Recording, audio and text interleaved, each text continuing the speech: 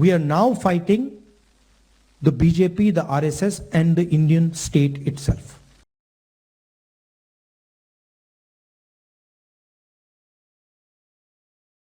നമസ്തേ, ജനം ഡിബേറ്റിലേക്ക് എല്ലാ പ്രേക്ഷകർക്കും സ്വാഗതം. വീണ്ടും രാജ്യവിരുദ്ധ പരാമർശവുമായി രാഹുൽ BJPയോടും RSSനോടും മാത്രമല്ല രാജ്യത്തോടും പോരാടുകയാണെന്നാണ് AICCയുടെ പുതിയ ആസ്ഥാന മന്ദിരത്തിൻ്റെ ഉദ്ഘാടനം നിർവഹിച്ചുകൊണ്ട് രാഹുൽ പറഞ്ഞത്. കോൺഗ്രസിൻ്റെ വൃത്തികെട്ട അജണ്ടയാണ് രാഹുലിലൂടെ പുറത്തു വന്നിരിക്കുന്നതെന്ന വിമർശനവുമായി BJP രംഗത്തെത്തിയിട്ടുണ്ട്. ജന ഡിബേറ്റ് ചർച്ച ചെയ്യുന്നു. രാഹുലിൻ്റെയും കോൺഗ്രസിൻ്റെയും പോരാട്ടം രാജ്യത്തോടോ? ചർച്ചയിൽ പങ്കെടുക്കുന്നത് രാഷ്ട്രമീമാംസകൻ ഡോക്ടർ മോഹൻ വർഗീസ്, കോൺഗ്രസ് വക്താവ് അഡ്വക്കേറ്റ് വസന്ത് തെങ്ങുപള്ളി, BJP വക്താവ് പ്രിൻറ്റു മഹാദേവ്, ഇടതുമുന്നണിയുടെ പ്രതിനിധി അഡ്വക്കേറ്റ് ബലദേവ് സച്ചിദാനന്ദൻ. എല്ലാ അതിഥികളെയും ഈ സംവാദത്തിലേക്ക് സ്നേഹാദരങ്ങളോടെ സ്വാഗതം ചെയ്യുന്നു. ഒപ്പം ഒരിക്കൽ കൂടി പ്രേക്ഷകരെയും. ഞാൻ ഈ സംവാദം ഡോക്ടർ മോഹൻ വർഗീസിൽ നിന്ന് ആരംഭിക്കുകയാണ്. ഡോക്ടർ മോഹൻ വർഗീസ്, നമ്മൾ പറഞ്ഞത് വളരെ വ്യക്തമായി കേട്ടതാണല്ലോ. We are now fighting the BJP, the RSS and the Indian state itself എന്നാണ് പറഞ്ഞിരിക്കുന്നത്. ഇപ്പം നരേന്ദ്രമോദി സർക്കാരിനെ വിമർശിക്കുകയാണെങ്കിൽ, അല്ലെങ്കിൽ നരേന്ദ്രമോദി സർക്കാരിനോട് പോരാടുകയാണ് എന്ന് പറയുകയാണെങ്കിൽ നമുക്ക് മനസ്സിലാക്കാം. പക്ഷേ ഇത് എൻ്റെയും കോൺഗ്രസിൻ്റെയും പോരാട്ടം രാജ്യത്തോടാണ് എന്ന് പറയുമ്പോൾ അതിൽ കൃത്യമായി കോൺഗ്രസിൻ്റെ അജണ്ട എന്താണെന്ന് വളരെ വ്യക്തമായിട്ട് അനാവരണം ചെയ്യപ്പെടുകയല്ലേ? ശ്രീ നമ്പ്യാർ, യഥാർത്ഥത്തിൽ പോരാട്ടം എന്ന് പറയുന്നത് പ്രതിപക്ഷത്തിൻ്റെ ധർമ്മമാണ്. ഭരണപക്ഷത്തോട് പോരടിക്കുക, ഗവൺമെൻറ്റിൻ്റെ നയങ്ങളെ പൊതുജന സമക്ഷം തുറന്നു കാട്ടുക, പോരായ്മകളെ വിമർശിക്കുക, ഒരു കറക്റ്റീവ് ഫോഴ്സായി പെരുമാറുക. ആ അർത്ഥത്തിൽ പോരാട്ടം തന്നെയാണ് പ്രതിപക്ഷത്തിൻ്റെ ധർമ്മവും.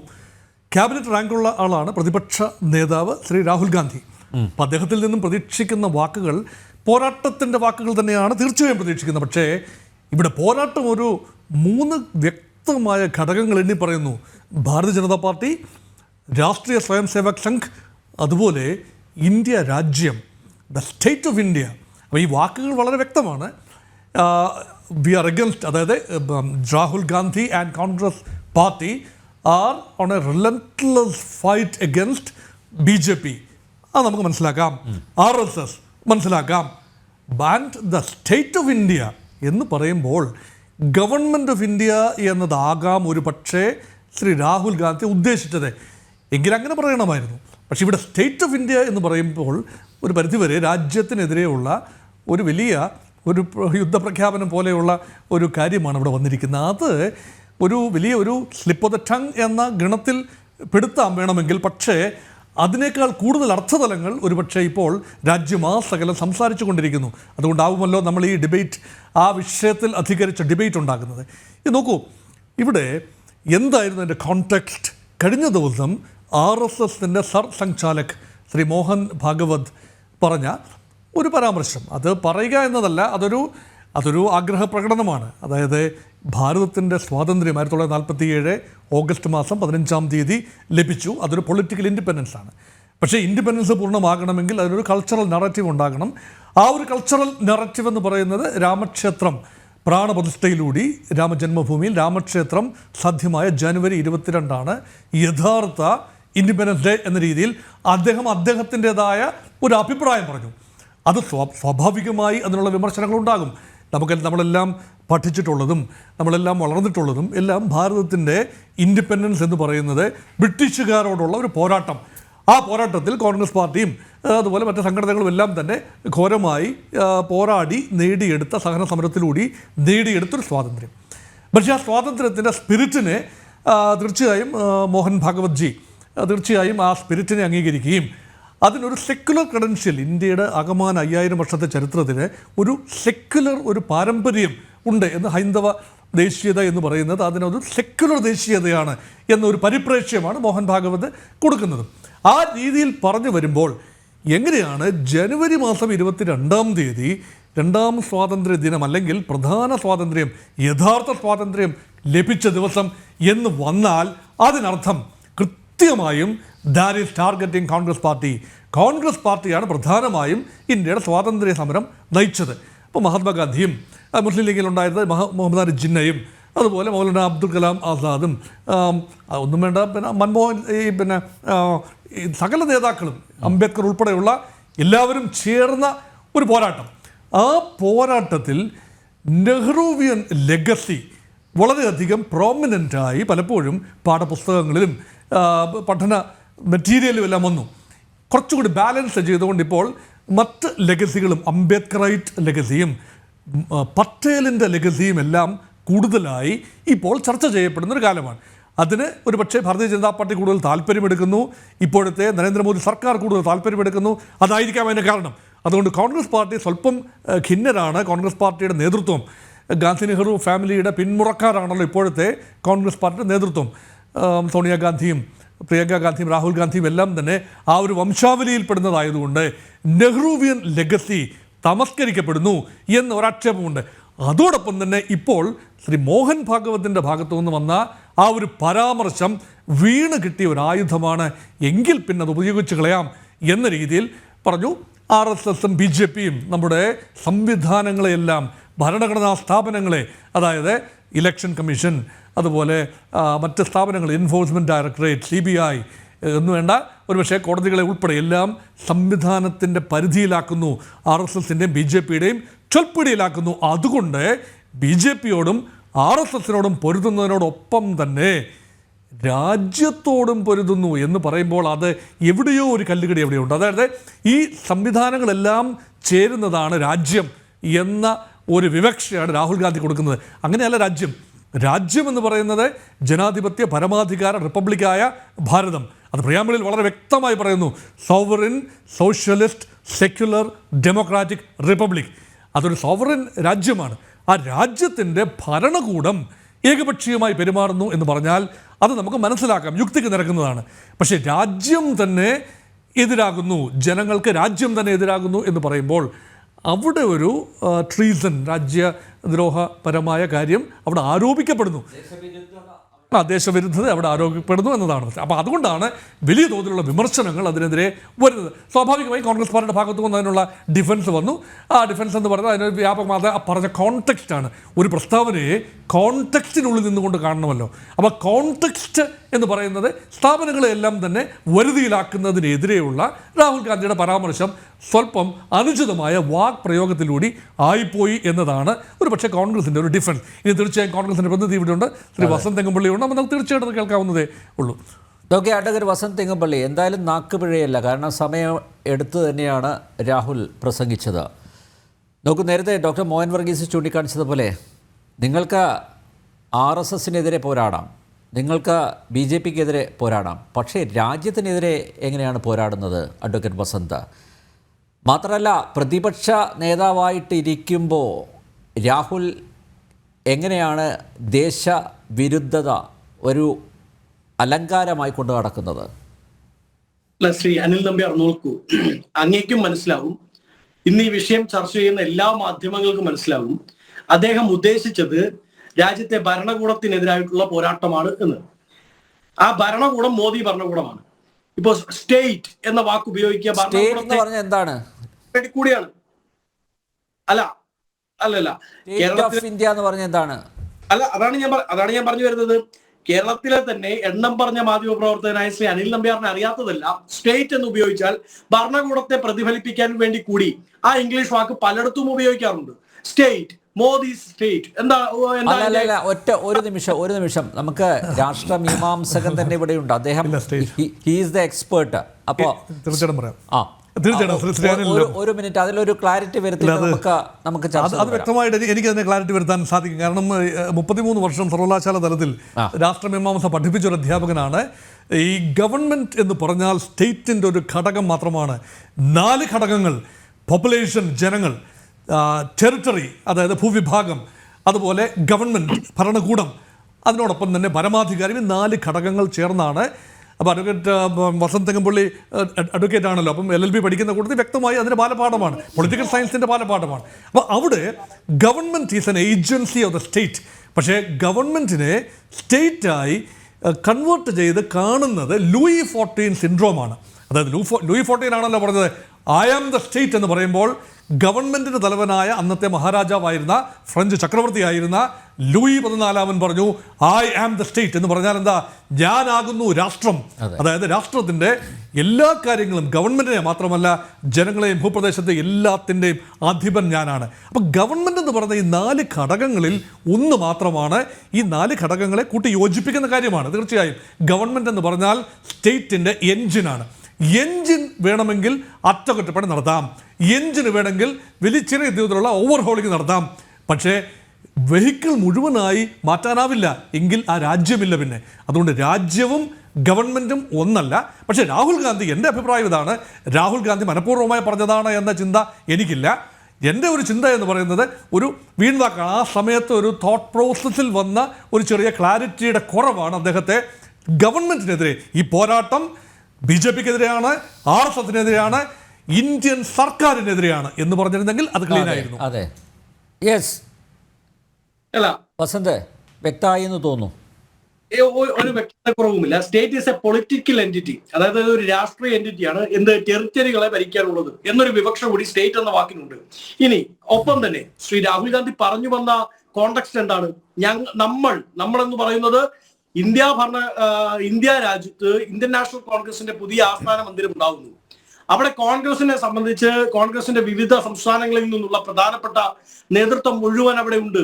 ആ നേതൃത്വത്തോട് രാഹുൽ ഗാന്ധി പറയാണ് അതായത് Indian national Congress, youth Congress, KSU, മഹിളാ കോൺഗ്രസ്, ഇപ്പോ വളരെ നിർണായകമായ ഒരു സമയത്താണ് ഈ ഓഫീസ് ഉദ്ഘാടനം നടക്കുന്നത്. കാരണം നമ്മൾ കഴിഞ്ഞ കാലങ്ങളിൽ എന്നതിനപ്പുറത്ത് നമ്മൾ ഇത്തവണ പോരാടുന്നത് ഏതെങ്കിലും ഒരു ഭരണകൂടത്തിനെതിരായി മാത്രമല്ല, RSSനെതിരെ, BJPക്കെതിരെ, അവർ മുമ്പോട്ട് വെക്കുന്ന ആശയധാരക്കെതിരെ, ഒപ്പം ഇവിടുത്തെ ഭരണകൂടത്തിനെതിരെ എന്ന് തന്നെയാണ് രാഹുൽ ഗാന്ധി ഉദ്ദേശിച്ചത്. അതിൽ യാതൊരു ക്ലാരിറ്റിയുടെ കുറവുമില്ല. അങ്ങനെയാണെങ്കിൽ ഞാൻ ചോദിക്കട്ടെ, നരേന്ദ്രമോദി സർക്കാരിനെതിരെ എന്ന് പറഞ്ഞാൽ പോരെ? അങ്ങനെ വാശി സെൻട്രൽ പിടിക്കുന്നത് ഗവൺമെന്റിനെതിരെ എന്ന് പറഞ്ഞാൽ പോരെ? സ്റ്റേറ്റിനെതിരെ എന്ന് പറയുമ്പോൾ രാജ്യത്തിനെതിരെ എന്നാണ്. ഇനി അഡ്വക്കേറ്റ് വസന്ത് എത്ര തർക്കിച്ചു കഴിഞ്ഞാലും ഇപ്പം നിങ്ങൾക്ക് പറയാം രാഹുൽ ഗാന്ധി ഉദ്ദേശിച്ചത് ഇതാണ്, പക്ഷേ പുറത്തു വന്നത് മറ്റൊന്നാണ്. ഞാനൊരു കാര്യം ചോദിക്കട്ടെ, അങ്ങനെയാണെങ്കിൽ എന്തുകൊണ്ടാണ് മോഹൻ ഭാഗവത് നമുക്ക് 47-ൽ ബ്രിട്ടീഷിൽ നിന്ന് സ്വാതന്ത്ര്യം കിട്ടി, നോക്കൂ രാമക്ഷേത്ര നിർമ്മാണം പൂർത്തിയായപ്പോ നമുക്ക് മറ്റൊരർത്ഥത്തിൽ സ്വാതന്ത്ര്യം കിട്ടി എന്നല്ലല്ലോ പറഞ്ഞത്? നമുക്ക് യഥാർത്ഥ സ്വാതന്ത്ര്യം കിട്ടിയത് കഴിഞ്ഞ ദിവസമാണ് എന്ന് പറയുമ്പോ ബ്രിട്ടീഷ് പടയ്ക്ക് മുമ്പിൽ നെഞ്ചുവിരിച്ചു കൊടുത്ത ഹൈന്ദവർ, മുസ്ലിംസ്, ക്രിസ്ത്യൻസ്, ജൈനൻ, പാഴ്സി അടക്കം എത്രയോ പേരുടെ രക്തസാക്ഷിത്വത്തെ അപമാനിക്കലാണത്. ഇല്ല, അദ്ദേഹം ആ രക്തസാക്ഷികളുടെ ആ സ്പിരിറ്റിനെ, ആ ആവേശത്തെ അംഗീകരിക്കുന്നത് എടുത്തു പറഞ്ഞിട്ടുണ്ട്. അല്ല, ആ രക്തസാക്ഷികളുടെ സ്വാതന്ത്ര്യ സമര പോരാളികളുടെ ആവേശത്തെ, പ്രോജ്വലമായിട്ടുള്ള അവരുടെ പോരാട്ടത്തെ അദ്ദേഹം തള്ളി പറഞ്ഞിട്ടില്ല. എന്നിട്ട് അദ്ദേഹം എന്താണ് പറഞ്ഞത്? അങ്ങനെ നിങ്ങൾ നേടിയെത്തിയ സ്വാതന്ത്ര്യം, ആ സ്വാതന്ത്ര്യം ശരിക്കും നമുക്ക് കിട്ടിയിട്ടില്ല എന്ന് പറഞ്ഞാൽ ആ രക്തസാക്ഷിത്വം കൊണ്ട് യാതൊരു പ്രയോജനം ഉണ്ടായില്ലെന്നല്ലേ അർത്ഥം? ആ രക്തസാക്ഷിത്വം, നിങ്ങളുടെ രക്തസാക്ഷിത്വം ഞാനിതാ മനസ്സാൽ വന്ദിക്കുകയാണ്, പൂജിക്കുകയാണ്, ഞാനതിനെ അഭിനന്ദിക്കുകയാണ്, ആവേശം കൊള്ളുകയാണ്. പക്ഷേ ആ രക്തസാക്ഷിത്വം കൊണ്ട് നിങ്ങൾ എടുത്ത സ്വാതന്ത്ര്യം നമുക്ക് കിട്ടിയിട്ടില്ല എന്ന് പറഞ്ഞാൽ നമ്മൾ കമ്മ്യൂണിസ്റ്റ് പാർട്ടി ഏറ്റവും കൂടുതൽ വിമർശിക്കുന്നത് എങ്ങനെയാണ് അനിൽ നമ്പ്യാർ? കമ്മ്യൂണിസ്റ്റ് പാർട്ടിയെ നമ്മൾ പറയുന്നത് 47-ലെ സ്വാതന്ത്ര്യം അക്സെപ്റ്റ് ചെയ്യാതെ ചൈനയുടെ കൂടെ പോയവർ, സ്വതന്ത്ര ഇന്ത്യയിൽ പതാക ഉയർത്താത്തവർ, സ്വാതന്ത്ര്യ ദിനം ആഘോഷിക്കാത്തവർ എന്നല്ലേ പറയുന്നത്? അല്ല വസന്തേ, മോഹൻ ഭാഗവതിന്റെ ഈ പ്രസ്താവനയെ വിമർശിച്ചുകൊണ്ട് ഒരു വിശദീകരണം രാഹുലിന് ആ പ്ലാറ്റ്ഫോമിൽ ആകാമായിരുന്നു, പക്ഷേ എന്തുകൊണ്ടുണ്ടായില്ല? തീർച്ചയായും പറഞ്ഞല്ലോ. ഇല്ല പറഞ്ഞു പോയതേ ഉള്ളൂ. പക്ഷെ ഇപ്പൊ വസന്ത് അതിലും ക്ലാരിറ്റിയോടുകൂടി ചില കാര്യങ്ങൾ ഇവിടെ പറഞ്ഞു. അല്ലല്ല, ഒരിക്കലുമല്ല. അദ്ദേഹത്തിന്റെ 17 മിനിറ്റോളം നീണ്ടു നിൽക്കുന്ന പ്രസംഗത്തിൽ വളരെ കൃത്യമായി അദ്ദേഹം ആ വിഷയവും സംസാരിച്ചു പോയിട്ടുണ്ട്. നമ്മളുടെ രക്തസാക്ഷികളെ, അവരുടെ രക്തസാക്ഷിത്വത്തെ അപമാനിക്കുന്ന നിലപാട് RSS എടുത്തു. ഒരുപക്ഷെ RSS ചീഫ് അല്ലായിരുന്നെങ്കിൽ ഇന്ന് അറസ്റ്റ് ചെയ്യപ്പെടേണ്ട ഒരു പരാമർശമാണ് RSS ചീഫിൽ നിന്നുണ്ടായത്. RSS രാജ്യം ഭരിക്കുന്നത് കൊണ്ട്, RSS നിയന്ത്രിതമായ BJP രാജ്യം ഭരിക്കുന്നത് കൊണ്ടാണ് മോഹൻ ഭാഗവത് അറസ്റ്റ് ചെയ്യപ്പെടാത്തത് എന്ന് പറഞ്ഞാൽ അതിൽ കൂടെ ഒരു പൊളിറ്റിക്കൽ സ്റ്റേറ്റ്മെന്റിന്റെ ആവശ്യം എന്താണ്? ഒരാവശ്യമില്ല. വളരെ കൃത്യമായി ഇത് പറഞ്ഞു പോയിട്ടുണ്ട്. ഞാനൊരു കാര്യം കൂടി ചോദിക്കട്ടെ, നിങ്ങളിങ്ങനെ വർഷങ്ങളെല്ലാം കീറിമുറയ്ക്കുമ്പോ കഴിഞ്ഞ വർഷം അനന്ത്കുമാർ ഹെഡ്ഗെ ആരായിരുന്നു? 2ാം മോദി ഗവൺമെന്റിലെ മന്ത്രിയാണ്. ഹെഡ്ഗെ എന്താണ് പറഞ്ഞത്? അദ്ദേഹം പറഞ്ഞത് ഭരണകൂടം മാത്രമല്ല, ഇവിടെയുള്ള ഭരണഘടന അത് പച്ചയ്ക്ക് കത്തിക്കണമെന്നും അതിന്റെ പ്രിയാമ്പിൾ, അതായത് വിവിധ കേസുകളിൽ കോടതി തന്നെ ഈ ഭരണഘടനയുടെ അന്തസ്വത്തായി കണ്ട ആ പ്രിയാമ്പിൾ അത് ഗംഗയിൽ ഒഴുക്കി കളയണമെന്നും ഒടുക്കം ഇത് ഹിന്ദു രാഷ്ട്രമായി അവലംബിക്കണമെന്നും തെരഞ്ഞെടുപ്പ് അപ്പാടെ എടുത്തു കളയണമെന്നും ഹെഡ്ഗെ പറഞ്ഞില്ലേ? അപ്പൊ അത് രാജ്യവിരുദ്ധമല്ലേ? അങ്ങനെ എത്രയോ മന്ത്രിമാർ, ഞാൻ 1 ഡസൻ കേന്ദ്രമന്ത്രിമാരുടെ, 1 ഡസൻ BJP മോദി ഗവൺമെന്റിലെ മന്ത്രിമാരുടെ സ്റ്റേറ്റ്മെന്റുകൾ എടുത്തു നൽകാം. പക്ഷേ വസന്ത, രാഹുൽ ഇരിക്കുന്ന പൊസിഷൻ, അദ്ദേഹം ഇരിക്കുന്ന പദവി താങ്കളൊന്ന് നോക്കൂ. അദ്ദേഹം രാജ്യത്തിന്റെ പ്രതിപക്ഷ നേതാവാണല്ലേ? പ്രതിപക്ഷ നേതൃസ്ഥാനത്ത് ഇരുന്നു കൊണ്ട് ഇങ്ങനെ നിരുത്തരവാദപരമായിട്ടുള്ള ഒരു പ്രസ്താവന ഇറക്കാൻ പാടുണ്ടോ എന്നുള്ളതല്ലേ ചോദ്യം? അല്ല, അത് ശ്രീ മോഹൻജി തന്നെ ഇവിടെ വളരെ കൃത്യമായി പറഞ്ഞല്ലോ. അദ്ദേഹം ഉദ്ദേശിച്ചത് ഭരണകൂടം എന്ന് തന്നെയാണ്. അതിൽ യാതൊരു സംശയത്തിന് ആവശ്യമില്ല. മോദി ഉദ്ദേശിച്ചത് അങ്ങനെയായിരിക്കാം. പക്ഷേ അദ്ദേഹത്തിന്റെ വാക്കുകളിലൂടെ പുറത്തു വന്നത് മറ്റൊരു അർത്ഥത്തിലാണ്. കോൺഗ്രസ് അത് ക്ലാരിഫൈ ചെയ്ത് കഴിഞ്ഞു. ഹെഡ്ഗെയുടെ പരാമർശത്തെ ക്ലാരിഫൈ ചെയ്തോ? മോഹൻ ഭാഗവതിന്റെ പരാമർശത്തെ RSS ക്ലാരിഫൈ ചെയ്തോ? ഇല്ല. ഹെഡ്ഗെയുടെ പരാമർശത്തെ BJP ക്ലാരിഫൈ ചെയ്തോ? ഇല്ല. 1 ഡസൻ കേന്ദ്രമന്ത്രിമാരുടെ പരാമർശത്തെ ആ കേന്ദ്രമന്ത്രിസഭയെ നയിക്കുന്ന നരേന്ദ്രമോദി ക്ലാരിഫൈ ചെയ്തോ? ഇല്ല. പക്ഷെ കോൺഗ്രസ് പ്രിന്റുവിലേക്ക് പോവാം. പ്രിന്റു, ഇപ്പം മോഹൻ ഭാഗവതിനെയാണ് നമ്മുടെ വസന്ത് വിമർശിക്കുന്നത്. മോഹൻ ഭാഗവതിൻ്റെ ഭാഗത്തുനിന്നും സമാനമായിട്ടുള്ളൊരു പ്രസ്താവന ഉണ്ടായി. എന്തുകൊണ്ട് അതിലൊരു വിശദീകരണം, ക്ലാരിറ്റി പിന്നെ വരുത്തിയില്ല എന്നുള്ളതാണ് ചോദ്യം. രാഹുൽ ഗാന്ധിയുടെ പ്രസ്താവന പോലെ തന്നെയാണോ മോഹൻ ഭാഗവതിൻ്റെ പ്രസ്താവനയെ നോക്കിക്കാണേണ്ടത്?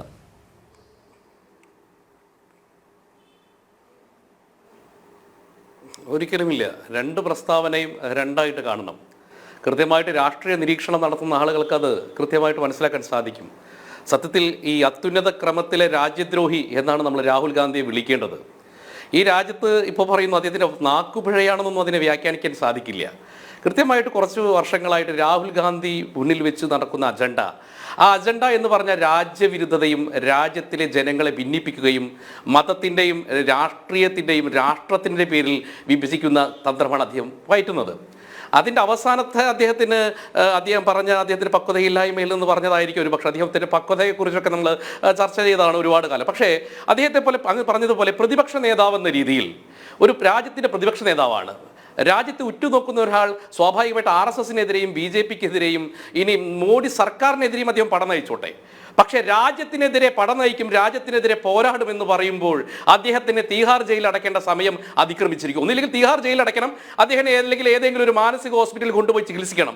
രണ്ട് തരത്തിലുള്ള പ്രശ്നങ്ങൾക്കും അടിമപ്പെട്ട് നിൽക്കുന്ന ആളാണ് അദ്ദേഹം. ഒന്ന് രാജ്യദ്രോഹത്തിന്റെ പ്രശ്നമുണ്ട്, ഒന്ന് മാനസിക നിലയുടെ പ്രശ്നമുണ്ട്. ഇതിൽ ഏതെങ്കിലും ഒരു പ്രശ്നത്തിന് ശാശ്വതമായ പരിഹാരം കാണാൻ കോൺഗ്രസ് നേതൃത്വം തയ്യാറാകണം. അല്ലെങ്കിൽ ഇവിടുത്തെ രാജ്യവും ഭരണകൂടവും ഒക്കെ രാഹുൽ ഗാന്ധിയുടെ കാര്യത്തിൽ ഇടപെടുമെന്നുള്ള കാര്യത്തിൽ യാതൊരു സംശയവും വേണ്ട. ഇവിടെ മോഹൻജി ഭാഗവത്തിന്റെ പ്രസ്താവനയെ ഈ രാഹുൽ ഗാന്ധിയുടെ പ്രസ്ഥാനവുമായിട്ട് എങ്ങനെയാണ് താരതമ്യം ചെയ്യാൻ സാധിക്കുക? ആദരണീയനായിട്ടുള്ള RSSന്റെ തലവനായിട്ടുള്ള മോഹൻജി ഭാഗവത് കൃത്യമായി അദ്ദേഹം മുന്നോട്ട് വെച്ചിട്ട് ഒരു വിവക്ഷ, ഒരു പൊളിറ്റിക്കൽ സയൻസ് എന്ന വിദ്യാർത്ഥി എന്ന രീതിയിലും ഒരു പൊളിറ്റിക്കൽ സയൻസ് അധ്യാപനത്തിൽ അദ്ദേഹം പറഞ്ഞു, ഈ രാജ്യത്തിന് 1947 ഓഗസ്റ്റ് 15 സ്വാതന്ത്ര്യം കിട്ടി എന്നുള്ളത് ഒരു കൃത്യമായിട്ടുള്ള ഒരു നിർവചനം മാത്രമാണ്. ആ നിർവചനത്തിന് അപ്പുറത്തേക്ക് രാഷ്ട്രത്തിന്റെ 500 വർഷത്തെ അധിനിവേശത്തിന്റെ ചരിത്രം ഈ രാജ്യത്തിനുണ്ട്. അധിനിവേശത്തിന്റെ സംസ്കാരം വെച്ച് പുലർത്തുന്ന ഒരു രാജ്യമാണ് ഇന്ത്യ. അതുകൊണ്ട് സ്വാഭാവികമായിട്ട് അദ്ദേഹം പറഞ്ഞത്, ഇവിടെ നമുക്ക് അധിനിവേശ മന്ദിരമായിരുന്നല്ലോ നമ്മുടെ രാം മന്ദിർ, ബാബരി മസ്ജിദ്. ആ മന്ദിരം തകർന്നു. അധിനിവേശത്തിന്റെ ഒരു വലിയ അടയാള തകരുകയാണ്. അവിടെ വീണ്ടും രാമക്ഷേത്രം ഉയരുന്നതിനെ താത്വികമായിട്ട് അദ്ദേഹം അതിനെ അവലോകനം ചെയ്തതാണ്. ഭാരതത്തിന്റെ സ്വാതന്ത്ര്യത്തിലേക്ക് ഭാരതം കുതിച്ചുകൊണ്ടിരിക്കുന്നു. അതൊരു സാംസ്കാരിക പൈതൃകത്തെയും പാരമ്പര്യത്തെയും മുൻനിർത്തിയിട്ടുള്ള രാഷ്ട്രം എന്ന സങ്കല്പം വെച്ചുകൊണ്ടുള്ള മോഹൻജിയുടെ പ്രസ്താവനയാണ്. ആ പ്രസ്താവന പോലെയാണ് രാഹുൽ ഗാന്ധിയുടെ പ്രസ്താവന. നിങ്ങൾ നോക്കൂ, കഴിഞ്ഞ പാർലമെന്റ് ഇലക്ഷനോട് ചേർന്നിട്ട് തൊട്ടു മുമ്പ് അദ്ദേഹം പാർലമെന്റിനകത്ത് നടത്തിയ ഒരു പ്രസ്താവനയുണ്ട്. അതും പറഞ്ഞത് നാക്കുപിഴയാണ്. അദ്ദേഹം പറഞ്ഞത് ഹിന്ദുക്കളെല്ലായിട്ടുള്ള ആളുകളെല്ലാം ഭീകരവാദികൾ എന്നാണ് പറഞ്ഞത്. പിന്നെ അദ്ദേഹം തിരുത്തി അല്ല BJP കാരണെന്ന് അദ്ദേഹം പറഞ്ഞ കാര്യമാണ്. അതേ നോക്കൂ, ജോർജ് സോറോസുമായി ബന്ധപ്പെട്ട് കിടക്കുന്ന കേസുകളുണ്ട്, സമ്പൽ കലാപവുമായി ബന്ധപ്പെട്ടുള്ള കേസുകളുണ്ട്, ജാതി സെൻസസുമായി ബന്ധപ്പെട്ട് നിൽക്കുന്ന കേസസ് ഉണ്ട്. ഇവിടെ നമുക്കറിയാലോ നമ്മുടെ രാജ്യത്ത് CAA-യുമായി ബന്ധപ്പെട്ട അദ്ദേഹത്തിന്റെ നിലപാടുകൾ എന്തായിരുന്നു നിലപാടുകൾ? സംസാരിക്കട്ടോ അല്ലല്ല, ജോർജ് സോറസ് എന്ന് പറയുന്ന ആരുടെ കയ്യിലെ പാവയാണ്? വസന്ത് തെങ്ങമ്പള്ളി ആരുടെ കയ്യിലെ പാവയാണ്? ആഗോള വിദേശ ശക്തികൾ രാജ്യത്തിനെതിരെ പ്രവർത്തിക്കുന്ന ആളുകളുടെ കയ്യിലെ കളിപ്പാവയാണ് രാഹുൽ ഗാന്ധി. അത് അദ്ദേഹത്തിന്റെ മനസ്സിലും അദ്ദേഹത്തിന്റെ ആത്മാവിലും ശരീരത്തിലും ഭാരത വിരുദ്ധതയാണ്. രാജ്യവുമായി ബന്ധപ്പെട്ട് രാഹുൽ ഗാന്ധിയാണ് സാർ. എന്ത് നുണയാണ് വസന്ത്? എന്ത് നുണയാണ്? ജോർജ് സോറോസുമായിട്ട് ഒരു ബന്ധമില്ലേ? കോൺഗ്രസിനും രാഹുലിനും സോണിയയ്ക്ക് ഒരു ബന്ധമില്ല എന്നാണോ പറയുന്നത്? ജോർജ് സോറോസുമായി ബന്ധപ്പെട്ട് എന്ത് കേസ് രാജ്യത്ത് വെക്കുന്നു വസന്തേ? സാമ്പത്തിക ഇടപാടൊക്കെ പുറത്തു വന്നതല്ലേ? രാഹുൽ ഗാന്ധിയുടെ വാക്കിനെയും വിലക്കെടുത്തുകൊണ്ട് ആഗോള ശക്തികൾ പ്രവർത്തിച്ചുകൊണ്ടിരിക്കുകയാണ്. അങ്ങനെയാണെങ്കിൽ നിങ്ങൾ രാഹുൽ ഗാന്ധിയെ UK-യിൽ എത്ര സ്ഥലത്ത് FIR-കളുണ്ട്? അദാനി ഇന്ത്യക്കാരനാണ് ജോർജ് സോറോസ്. ജോർജോ കണക്കുണ്ടോ? അല്ല, അദാനി ഇന്ത്യക്കാരനാണ്. ജോർജ് സോറോസിന്റെ കാരനാണോ? ഇന്ത്യൻ ഭരണഘടനയിൽ വസന്ത് തെങ്ങമ്പള്ളി, നിങ്ങളൊരു വക്കീലല്ലേ? നിങ്ങളൊരു വക്കീലാണല്ലോ. വസന്ത്, ഇന്ത്യൻ ഭരണഘടനയിൽ ഒരു പ്രതിപക്ഷ നേതാവ് എങ്ങനെയാണ് പ്രവർത്തിക്കുന്നത് പറയട്ടെ. നിങ്ങൾ ഭരണഘടന വായിക്കണം. പറയുന്ന ഒരു പ്രതിപക്ഷ നേതാവിന്റെ ഇന്ത്യയെ നശിപ്പിക്കാൻ ഫണ്ട് ഇറക്കുന്ന, വിദേശത്തിരുന്ന് ഫണ്ട് ഇറക്കുന്ന ഇതുപോലുള്ള ഛിദ്രശക്തികളെ ഒന്നിപ്പിക്കുന്ന ശക്തിയാണ് ജോർജ് സോറോസ്. അഡ്വക്കേറ്റ് വസന്തിനെ അത് അറിയാത്തതല്ല. ഒറ്റ വാക്കിൽ പറഞ്ഞ അതാണ്. ആ ഫണ്ട് ഏറ്റുവാങ്ങുന്നവരുടെ കൂട്ടത്തിൽ കോൺഗ്രസ് ഉണ്ട്, രാഹുൽ ഉണ്ട്, സോണിയ ഉണ്ട്. തകർക്കാൻ ശ്രമിക്കുന്ന ജോർജ് സോറസ് ഫേസ്ബുക്കിലുള്ള വാട്സാപ്പിനകത്തുള്ള ഒരു ഡാറ്റയിൽ നിന്ന് പറയുന്ന ആളാണോ നിങ്ങൾ? ജോർജ് സാമ്പത്തികമായ സ്ഥിരാവസ്ഥയെ കുറിച്ച് അതിന്റെ ചുവട് പിടിച്ചില്ല രാഹുൽ ഗാന്ധിയുടെ പ്രസ്താവനകൾ ഉണ്ടായത്. അല്ല, ഞാൻ പറയട്ടെ.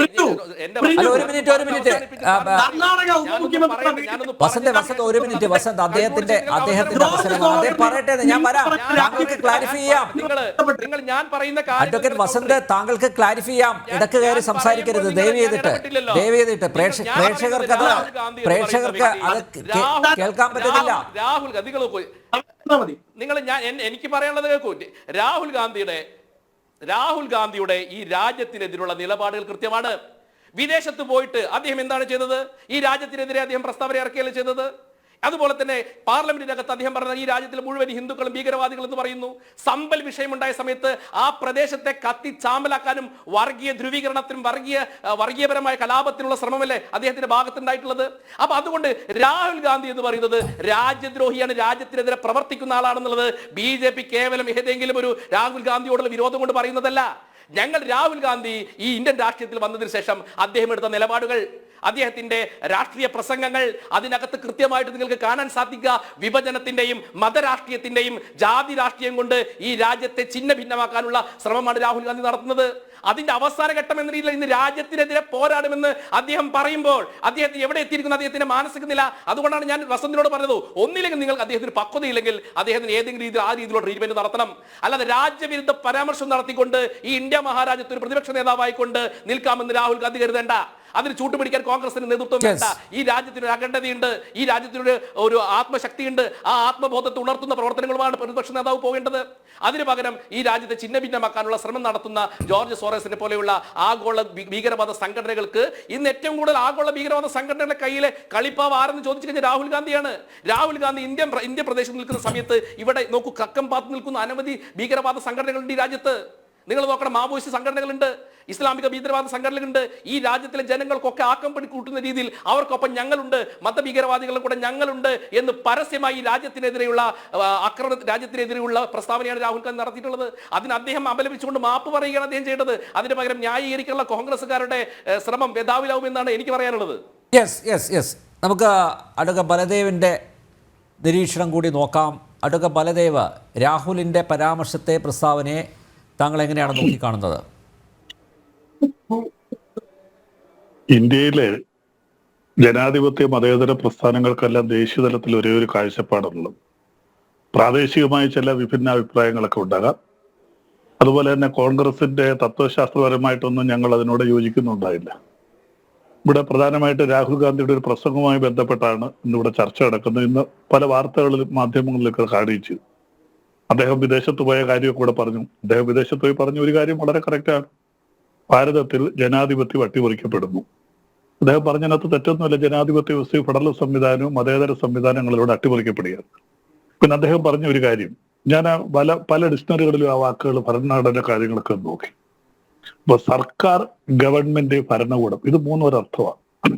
മലയാളത്തിൽ ഭരണകൂടം എന്ന് പറയും, ഇംഗ്ലീഷിൽ ഗവൺമെന്റ് എന്ന് പറയും, ഹിന്ദിയിൽ സർക്കാർ എന്ന് പറയും. അപ്പൊ ഇന്ത്യൻ ഭരണകൂടം അല്ലെങ്കിൽ ഭാരത സർക്കാർ, ഇന്ത്യ ഗവൺമെന്റ്, ഇത് മൂന്നും ഒരർത്ഥമാണ്. സ്വാഭാവികമായിട്ട് പ്രതിപക്ഷ പാർട്ടികൾ സമരം ചെയ്യുമ്പോൾ അവർ പറയാറുള്ള ഒരു വാചകമാണ്, ഞങ്ങൾ ഗവൺമെന്റിനെതിരെയാണ് സമരം ചെയ്യുന്നത്. കേരളത്തിൽ കോൺഗ്രസ് സമരം ചെയ്യുമ്പോൾ പറയുന്നത് എന്താ? പിണറായി വിജയൻ ഗവൺമെന്റിനെതിരെയാണ്, കേരള ഗവൺമെന്റിനെതിരെയാണ് സമരം ചെയ്യുന്നത്, അല്ലെ കേരള ഭരണകൂടത്തിനെതിരെയാണ് സമരം ചെയ്യുന്നത്. അങ്ങനെ തന്നെയാണ് പറയുന്നത്. ഇപ്പൊ രാഹുൽ ഗാന്ധിയും പറഞ്ഞത്, ഞങ്ങൾ സമരം ചെയ്യുന്നത് BJPക്കോ RSനെതിരെ മാത്രമല്ല, ഈ ഭരണകൂടത്തെ, അതിന്റെ നേതൃത്വത്തെയൊക്കെയാണ് ഞങ്ങൾ എതിർക്കുന്നത്. അങ്ങനെയല്ല പറഞ്ഞേ, സ്റ്റേറ്റിനെതിരെയാണ് സമരം ചെയ്യുന്നതാണ് പറഞ്ഞത്. അത് തന്നെ ഞാൻ പറയട്ടെ.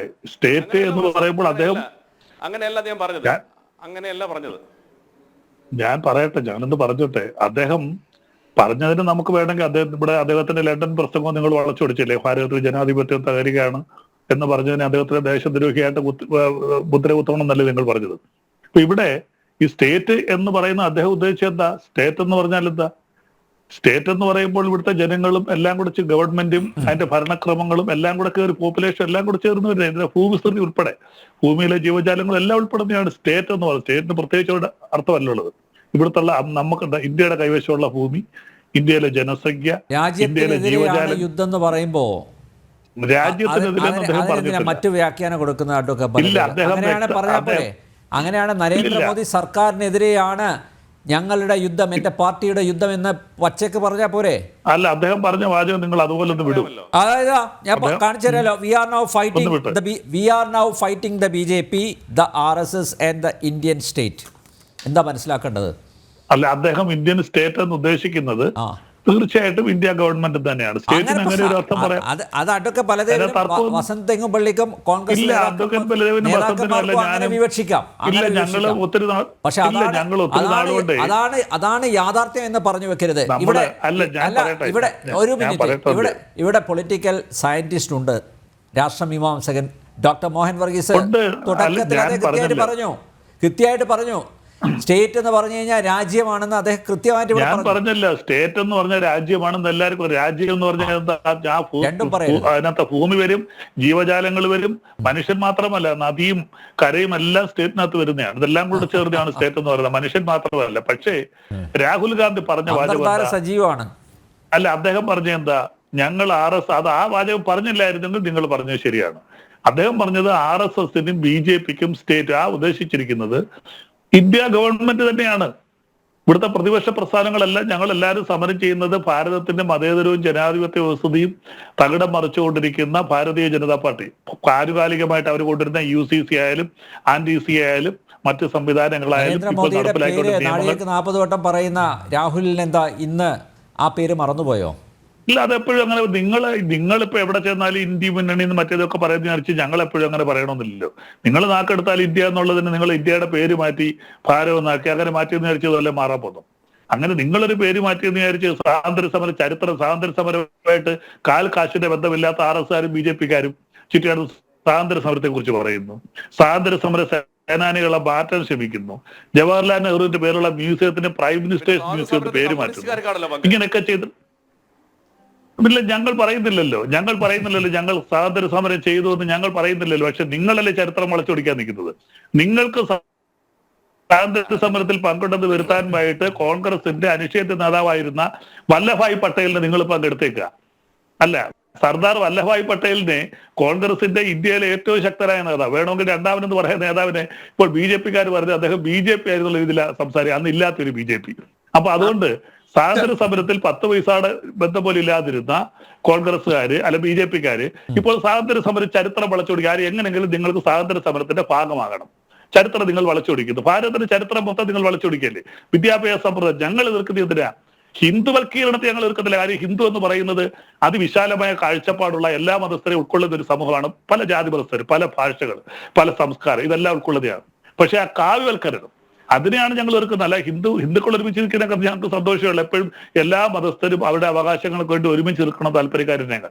പക്ഷേ അതൊരു പ്രത്യേക വിഭാഗീയമായിട്ട് മാറുകയും അതൊരു കാവ്യവൽക്കരണമാവുകയും എല്ലാ മേഖലകളിലും അത് കൊണ്ടുവരികയും ചെയ്യുമ്പോൾ അതിനെ ശക്തമായിട്ട് എതിർക്കും. ഇപ്പോൾ കൊണ്ടുവന്നിരിക്കുന്ന കാര്യങ്ങൾ ഒരു ചാനൽ ഞാൻ ചർച്ച ചെയ്താണ്, UGCയുമായി ബന്ധപ്പെട്ട കാര്യങ്ങൾ. കോളേജ് ലെക്ചർ ആവുന്നതിന് എംബിലും PhD ഒന്നും വേണ്ട. അല്ല ഞാൻ താങ്കൾ ആക്ഷേപിക്കുന്ന പോലെ ഈ കാവ്യവൽക്കരണമാണെങ്കിൽ നരേന്ദ്രമോദി തുടർച്ചയായിട്ട് അധികാരത്തിലെത്തുവോ? അത് നിങ്ങൾക്ക് അതുകൊണ്ടല്ലേ വരുന്നത്. ഇന്ത്യയിൽ 85% വരുന്ന ഹിന്ദുക്കളിൽ ഹൈന്ദവ വർഗീയത അല്ല. 85 ആന്നല്ലേ മണിപ്പൂരിലൊക്കെ നമ്മൾ കണ്ടല്ലേ ന്യൂനപക്ഷങ്ങളെ സംരക്ഷിക്കുന്ന, ഡൽഹിയിലെ അമേരിക്കൻ ആണ്. എന്ത് പറഞ്ഞാലും ഞാൻ പറഞ്ഞോട്ടെ പ്രിന്റ് പിന്നെ പറയാം. ഞങ്ങളത് നേരിട്ട് കണ്ടല്ലോ. ബംഗ്ലാദേശ് നമ്മള് മറ്റ് രാജ്യങ്ങളിൽ എവിടെല്ലാം നമ്മുടെ രാജ്യത്ത് ആദ്യം നമ്മള് ഞാൻ പറയട്ടെ, നമ്പ്യാരിങ്ങനെ കയറി വളർച്ച ഞാൻ പിന്നെ പറയുന്നത് എങ്ങനെ.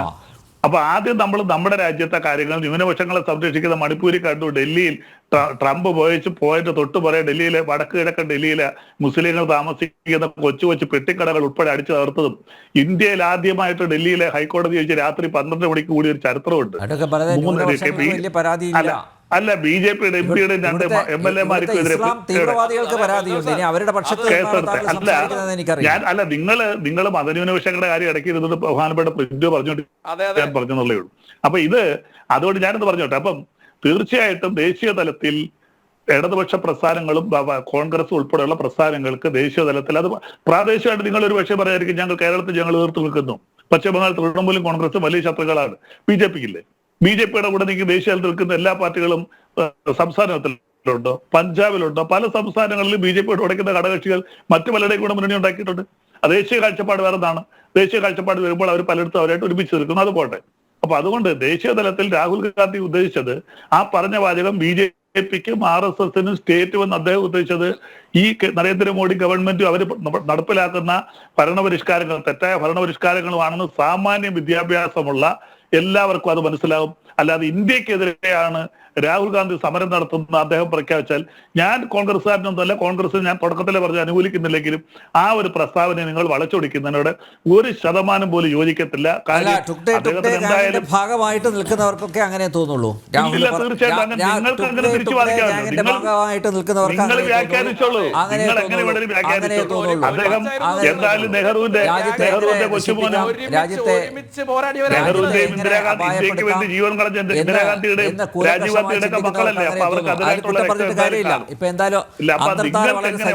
മനസ്സിലായി. അഡ്വക്കേറ്റ് ബലദേവിന്റെ സ്റ്റേറ്റ്മെന്റ് വന്നതോടുകൂടി നിങ്ങൾക്ക് എന്തായാലും എങ്ങനെ വേണമെങ്കിലും വ്യാഖ്യാനിക്കാം. പക്ഷേ വിദ്യാഭ്യാസമുള്ള ഒരു ജനവും രാഹുൽ ഗാന്ധി ഇന്ത്യക്കെതിരെ സമരം ചെയ്യണമെന്നല്ല. ബലദേവ് അതാ നല്ലത്. അതാണ് സാമാന്യ ജനങ്ങൾക്ക് ബോധ്യമാവും. ഒറ്റ ഒരു വസന്ത്, സോറോസിന്റെ പേര് പറഞ്ഞപ്പോഴാണ് താങ്കൾ പ്രകോപിതനായത്. എന്താ വസന്തേ, സോറോസും ഇവിടുത്തെ കോൺഗ്രസും തമ്മിലുള്ള ബന്ധം, കോൺഗ്രസിൻ്റെ തലപ്പത്തിരിക്കുന്നവരുമായിട്ടുള്ള ബന്ധമൊന്നും വസന്തിന് അറിയില്ലേ? ഇതൊക്കെ പുതിയ കാര്യമാണോ? ഞാൻ പറഞ്ഞു തരണോ ഇനി അത്? സോറോസിന്റെ കാര്യം പറയുമ്പോൾ പ്രകോപിതനായ എനിക്ക് വ്യക്തിപരമായില്ല, ഞങ്ങളുടെ പാർട്ടിക്കുമില്ല.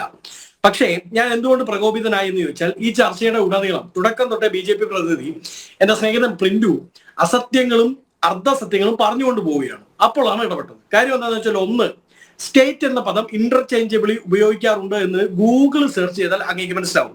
ഇനി അതൊന്നും വേണ്ട, നിങ്ങളുടെ BJP നേതാക്കളുടെ തന്നെ പുസ്തകങ്ങൾ വായിച്ചാൽ പോലും നമ്മൾ സ്റ്റേറ്റ് എന്ന പദത്തെ ഉപയോഗിക്കുക ആ ഒരു ഏതാണ് പറഞ്ഞു വരുന്ന കോണ്ടെക്സ്റ്റുമായി ബന്ധപ്പെട്ടാണ്. കോളേജുകളിൽ പൊളിറ്റിക്കൽ സയൻസ് പഠിപ്പിച്ച ഡോക്ടർ മോഹൻ വർഗീസ് സാറിനെ ഇവിടെ ഇരുത്തി അപമാനിക്കരുത് ദയവ് ചെയ്തിട്ട്. അല്ലല്ല, അദ്ദേഹവും അങ്ങനെ തന്നെ പറഞ്ഞല്ലോ. അദ്ദേഹം അങ്ങനെയല്ലല്ലോ പറഞ്ഞത്. അദ്ദേഹം സ്റ്റേറ്റ് ഓഫ് ഇന്ത്യ എന്ന് പറഞ്ഞു കഴിഞ്ഞാൽ അത് നരേന്ദ്രമോദി സർക്കാർ എന്നല്ല എന്നാണ് കൃത്യമായിട്ട് പറഞ്ഞത്. നേഷൻ, കൺട്രി, ഇതൊക്കെ വളരെ പ്രിസൈസ് ആയി നമ്മൾ രാജ്യത്തെ പറയുന്ന വാക്ക്. സ്റ്റേറ്റ് എന്ന് പറയുക, സ്റ്റേറ്റ് ഓഫ് ഇന്ത്യ അല്ലെങ്കിൽ സ്റ്റേറ്റ് ഓഫ് കേരള എന്താ? കേരള ഒരു റിപ്പബ്ലിക് ആണ്. അല്ല, മോദിയുടെ പേര് പറയുന്നതിൽ ഭയമുണ്ടല്ലേ? നോ ഒരു ആരെ പറയുന്നതിലാണ്? മോദിയുടെ പേര് പറയുന്നതിൽ, മോദിയുടെ പേര് ഉച്ചരിക്കുന്നത് ഭയമുണ്ട്. ഒരു ഭയം പരസ്യമായിട്ട് അത് പറഞ്ഞാൽ പോരെ? മോദി സർക്കാരിനെതിരെയും ഞങ്ങളുടെ പോരാട്ടം എന്ന് പറഞ്ഞാൽ പോരെ വസന്ത്? തീർന്നില്ല ഇവിടെ? ഇങ്ങനെ ഒരു കൺഫ്യൂഷൻ എന്തിനാ ഉണ്ടാക്കിയത്? അനിൽ നമ്പ്യ നരേന്ദ്ര ദാമോദർ ദാസ് ഭായി മോദി എന്ന് പറയുന്നതിന്റെ അകത്ത് യാതൊരു ഭയവും ഞങ്ങൾക്കില്ല. ഇനി അതിനെ അദാനിയുമായി കൂട്ടിക്കെട്ടി മൊദാരി എന്ന് വിളിക്കുന്നതിന്റെ അകത്ത് ഞങ്ങൾക്ക് ഭയമില്ല. അതും ഉയർത്തി വിടുന്നത് ഞങ്ങൾ തന്നെയാണ്. ഉറപ്പായല്ലോ. ഇനി സ്റ്റേറ്റ് എന്ന പദത്തിന്റെ അകത്ത് സ്റ്റേറ്റ് ഓഫ് ഇന്ത്യ എന്ന് ഉപയോഗിച്ചിട്ടില്ല.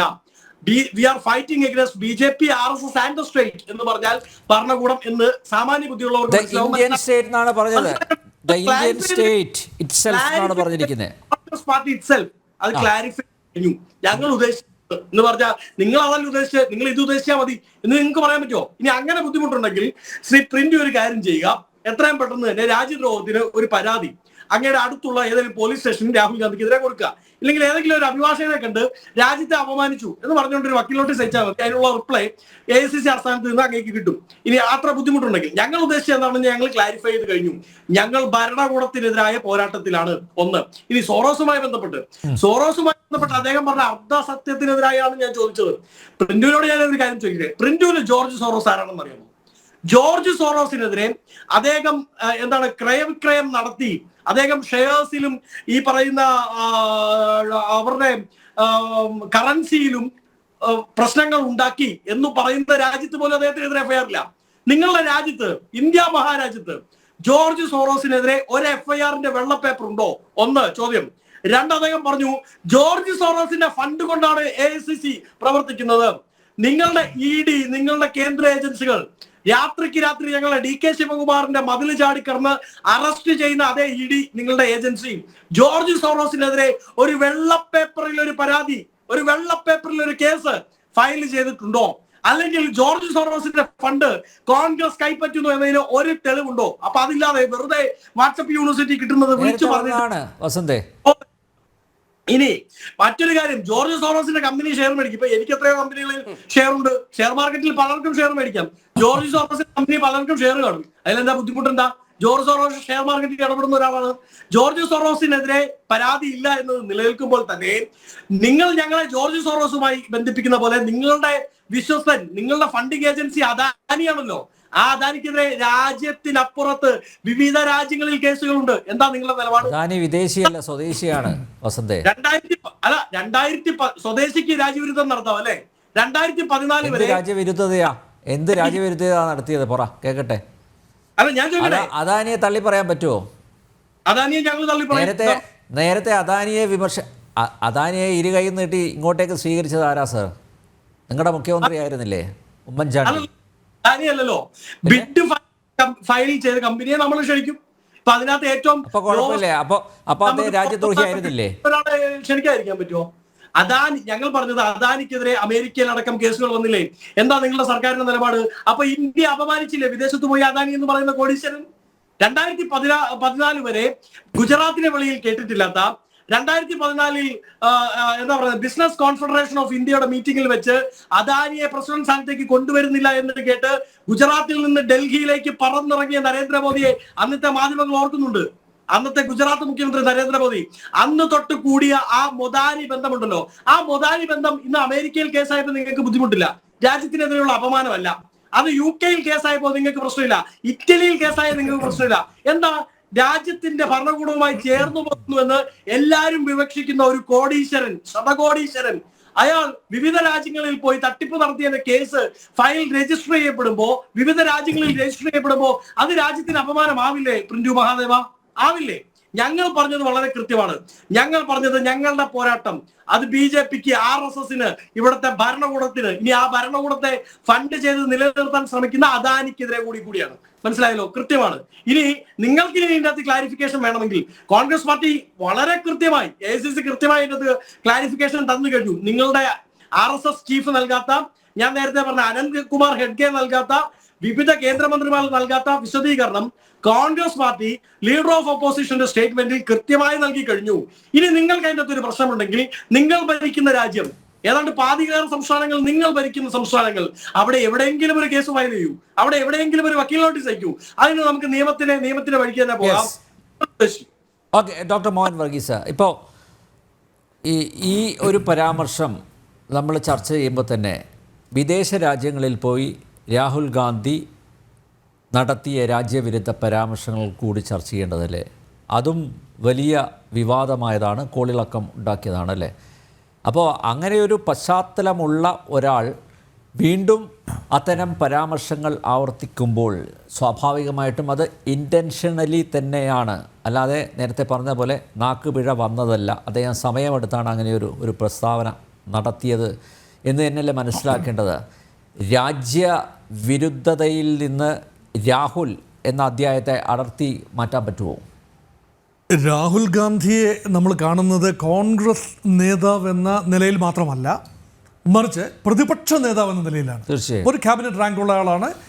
ഈ നമ്മൾ തന്നെ ഭാരതം സ്വീകരിച്ചിരിക്കുന്ന പാർലമെന്ററി ജനാധിപത്യ മാതൃക എന്ന് പറയുന്നത് ബ്രിട്ടനിൽ നിലവിലുള്ള വെസ്റ്റ് മിനിസ്റ്റർ മാതൃകയാണ്. അവിടെ his Majesty's ruling party and his Majesty's opposition. അപ്പോൾ റൂളിംഗ് പാർട്ടി ആണെങ്കിലും അതിൻ്റെ നേതാക്കൾ, ഭരണകൂടം അതിൻ്റെ നേതാക്കൾ, അതുപോലെ പ്രതിപക്ഷ നേതാവ്, ഇതെല്ലാം തന്നെ ഒരൊറ്റ സംവിധാനത്തിൻ്റെ ഭാഗമാണ്. അതുകൊണ്ട് ഇന്ത്യ എന്ന സംവിധാനത്തിൻ്റെ ഇൻറ്റഗ്രൽ പാർട്ടാണ് പ്രതിപക്ഷ നേതാവ്. അപ്പോൾ രാജ്യത്തിനുള്ളിലാണെങ്കിലും പുറത്താണെങ്കിലും പ്രതിപക്ഷ നേതാവിൻ്റെ വായിൽ നിന്ന് വരുന്ന വാക്കുകൾ രാജ്യം മുഴുവൻ കാതോർത്ത് കേൾക്കും. അതിൽ വീഴ്ച എന്തെങ്കിലും ഉണ്ടായിട്ടുണ്ടെങ്കിൽ അത് വിമർശന വിധേയമാകും. ഗവൺമെൻറ് മാത്രമല്ല, സർക്കാരിന് നേതൃത്വം നൽകുന്ന പ്രധാനമന്ത്രി മാത്രമല്ല, അല്ലെങ്കിൽ സംസ്ഥാനത്തെ മുഖ്യമന്ത്രി മാത്രമല്ല, പ്രതിപക്ഷ നേതാവും വിമർശനത്തിന് അതീതനല്ല. പക്ഷെ ഇവിടെ രാഹുൽ ഗാന്ധി ഡെലിബറേറ്റായി ഇങ്ങനെയൊരു പരാമർശം നടത്തിയോ എന്നതാണ് ചോദ്യം.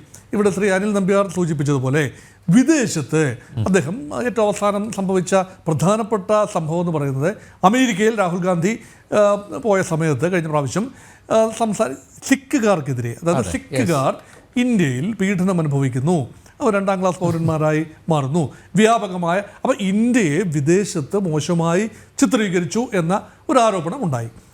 അത് ഒരു പ്രത്യേക കോണ്ടെക്സ്റ്റിലാണ് അത് സംഭവിച്ചത്. ഇവിടെയും ഈ ഒരു പ്രത്യേക കോണ്ടെക്സ്റ്റിലാണ് ശ്രീ മോഹൻ ഭാഗവത് നടത്തിയ ഒരു പരാമർശം, അതിനെതിരെയുള്ള ഒരു കടന്നാക്രമണത്തിൻ്റെ മധ്യയാണ് സംഭവിച്ചത്. പക്ഷേ രാഹുൽ ഗാന്ധിയുടെ വാക്കുകൾ, ഞാൻ ആ മുഴുവൻ പ്രസംഗവും 17 മിനിറ്റ് പ്രസംഗം അത് പൂർണ്ണമായിട്ട് അത് മുഴുവൻ അത് നന്നായി കേട്ടു.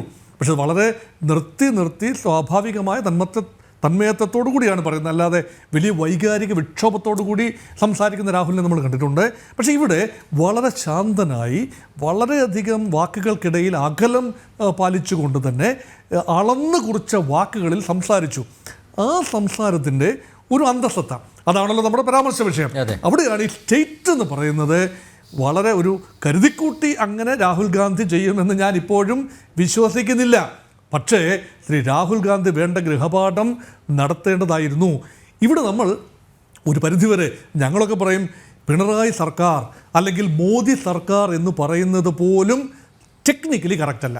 കാരണം ഗവൺമെൻറ് എന്ന് പറയുന്നത് 3 കാര്യങ്ങൾ ആകത്തുകയാണ്. അതായത് നിയമനിർമ്മാണ വിഭാഗം, അതായത് ലെജിസ്ലേച്ചർ, കാര്യനിർവഹണ വിഭാഗം, അതായത് എക്സിക്യൂട്ടീവിൻ്റെ തലവൻ മാത്രമാണ് പ്രധാനമന്ത്രി.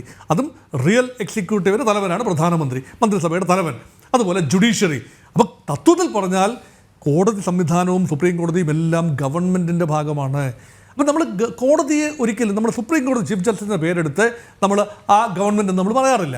അല്ലെങ്കിൽ പാർലമെൻറ്റ് സ്പീക്കറുടെ പേരെടുത്ത് പറഞ്ഞ് ഓം ബിർള സർക്കാർ നമ്മൾ പറയാറില്ല. പക്ഷേ നരേന്ദ്രമോദി സർക്കാർ എന്ന് പറയുമ്പോൾ ആ സർക്കാരിൽ ഒരുപക്ഷെ എക്സിക്യൂട്ടീവിന് പ്രാധാന്യം ലഭിക്കുന്നു. പാർലമെൻ്ററി ജനാധിപത്യത്തിൽ പോലും എക്സിക്യൂട്ടീവിന് പ്രാധാന്യം ലഭിക്കുന്നത് കൊണ്ട് നമ്മൾ മോദി സർക്കാർ എന്ന് പറയുന്നു. അത് അനുവദനീയമായ ഒരു കാര്യമാണ്, അത് അണ്ടർസ്റ്റുഡാണ്. പക്ഷേ ഒരു ഗവൺമെൻറ്റിനെ രാജ്യമായി ആരും ഇതുവരെ ഇക്വേറ്റ് ചെയ്ത് ഞാൻ കണ്ടിട്ടില്ല.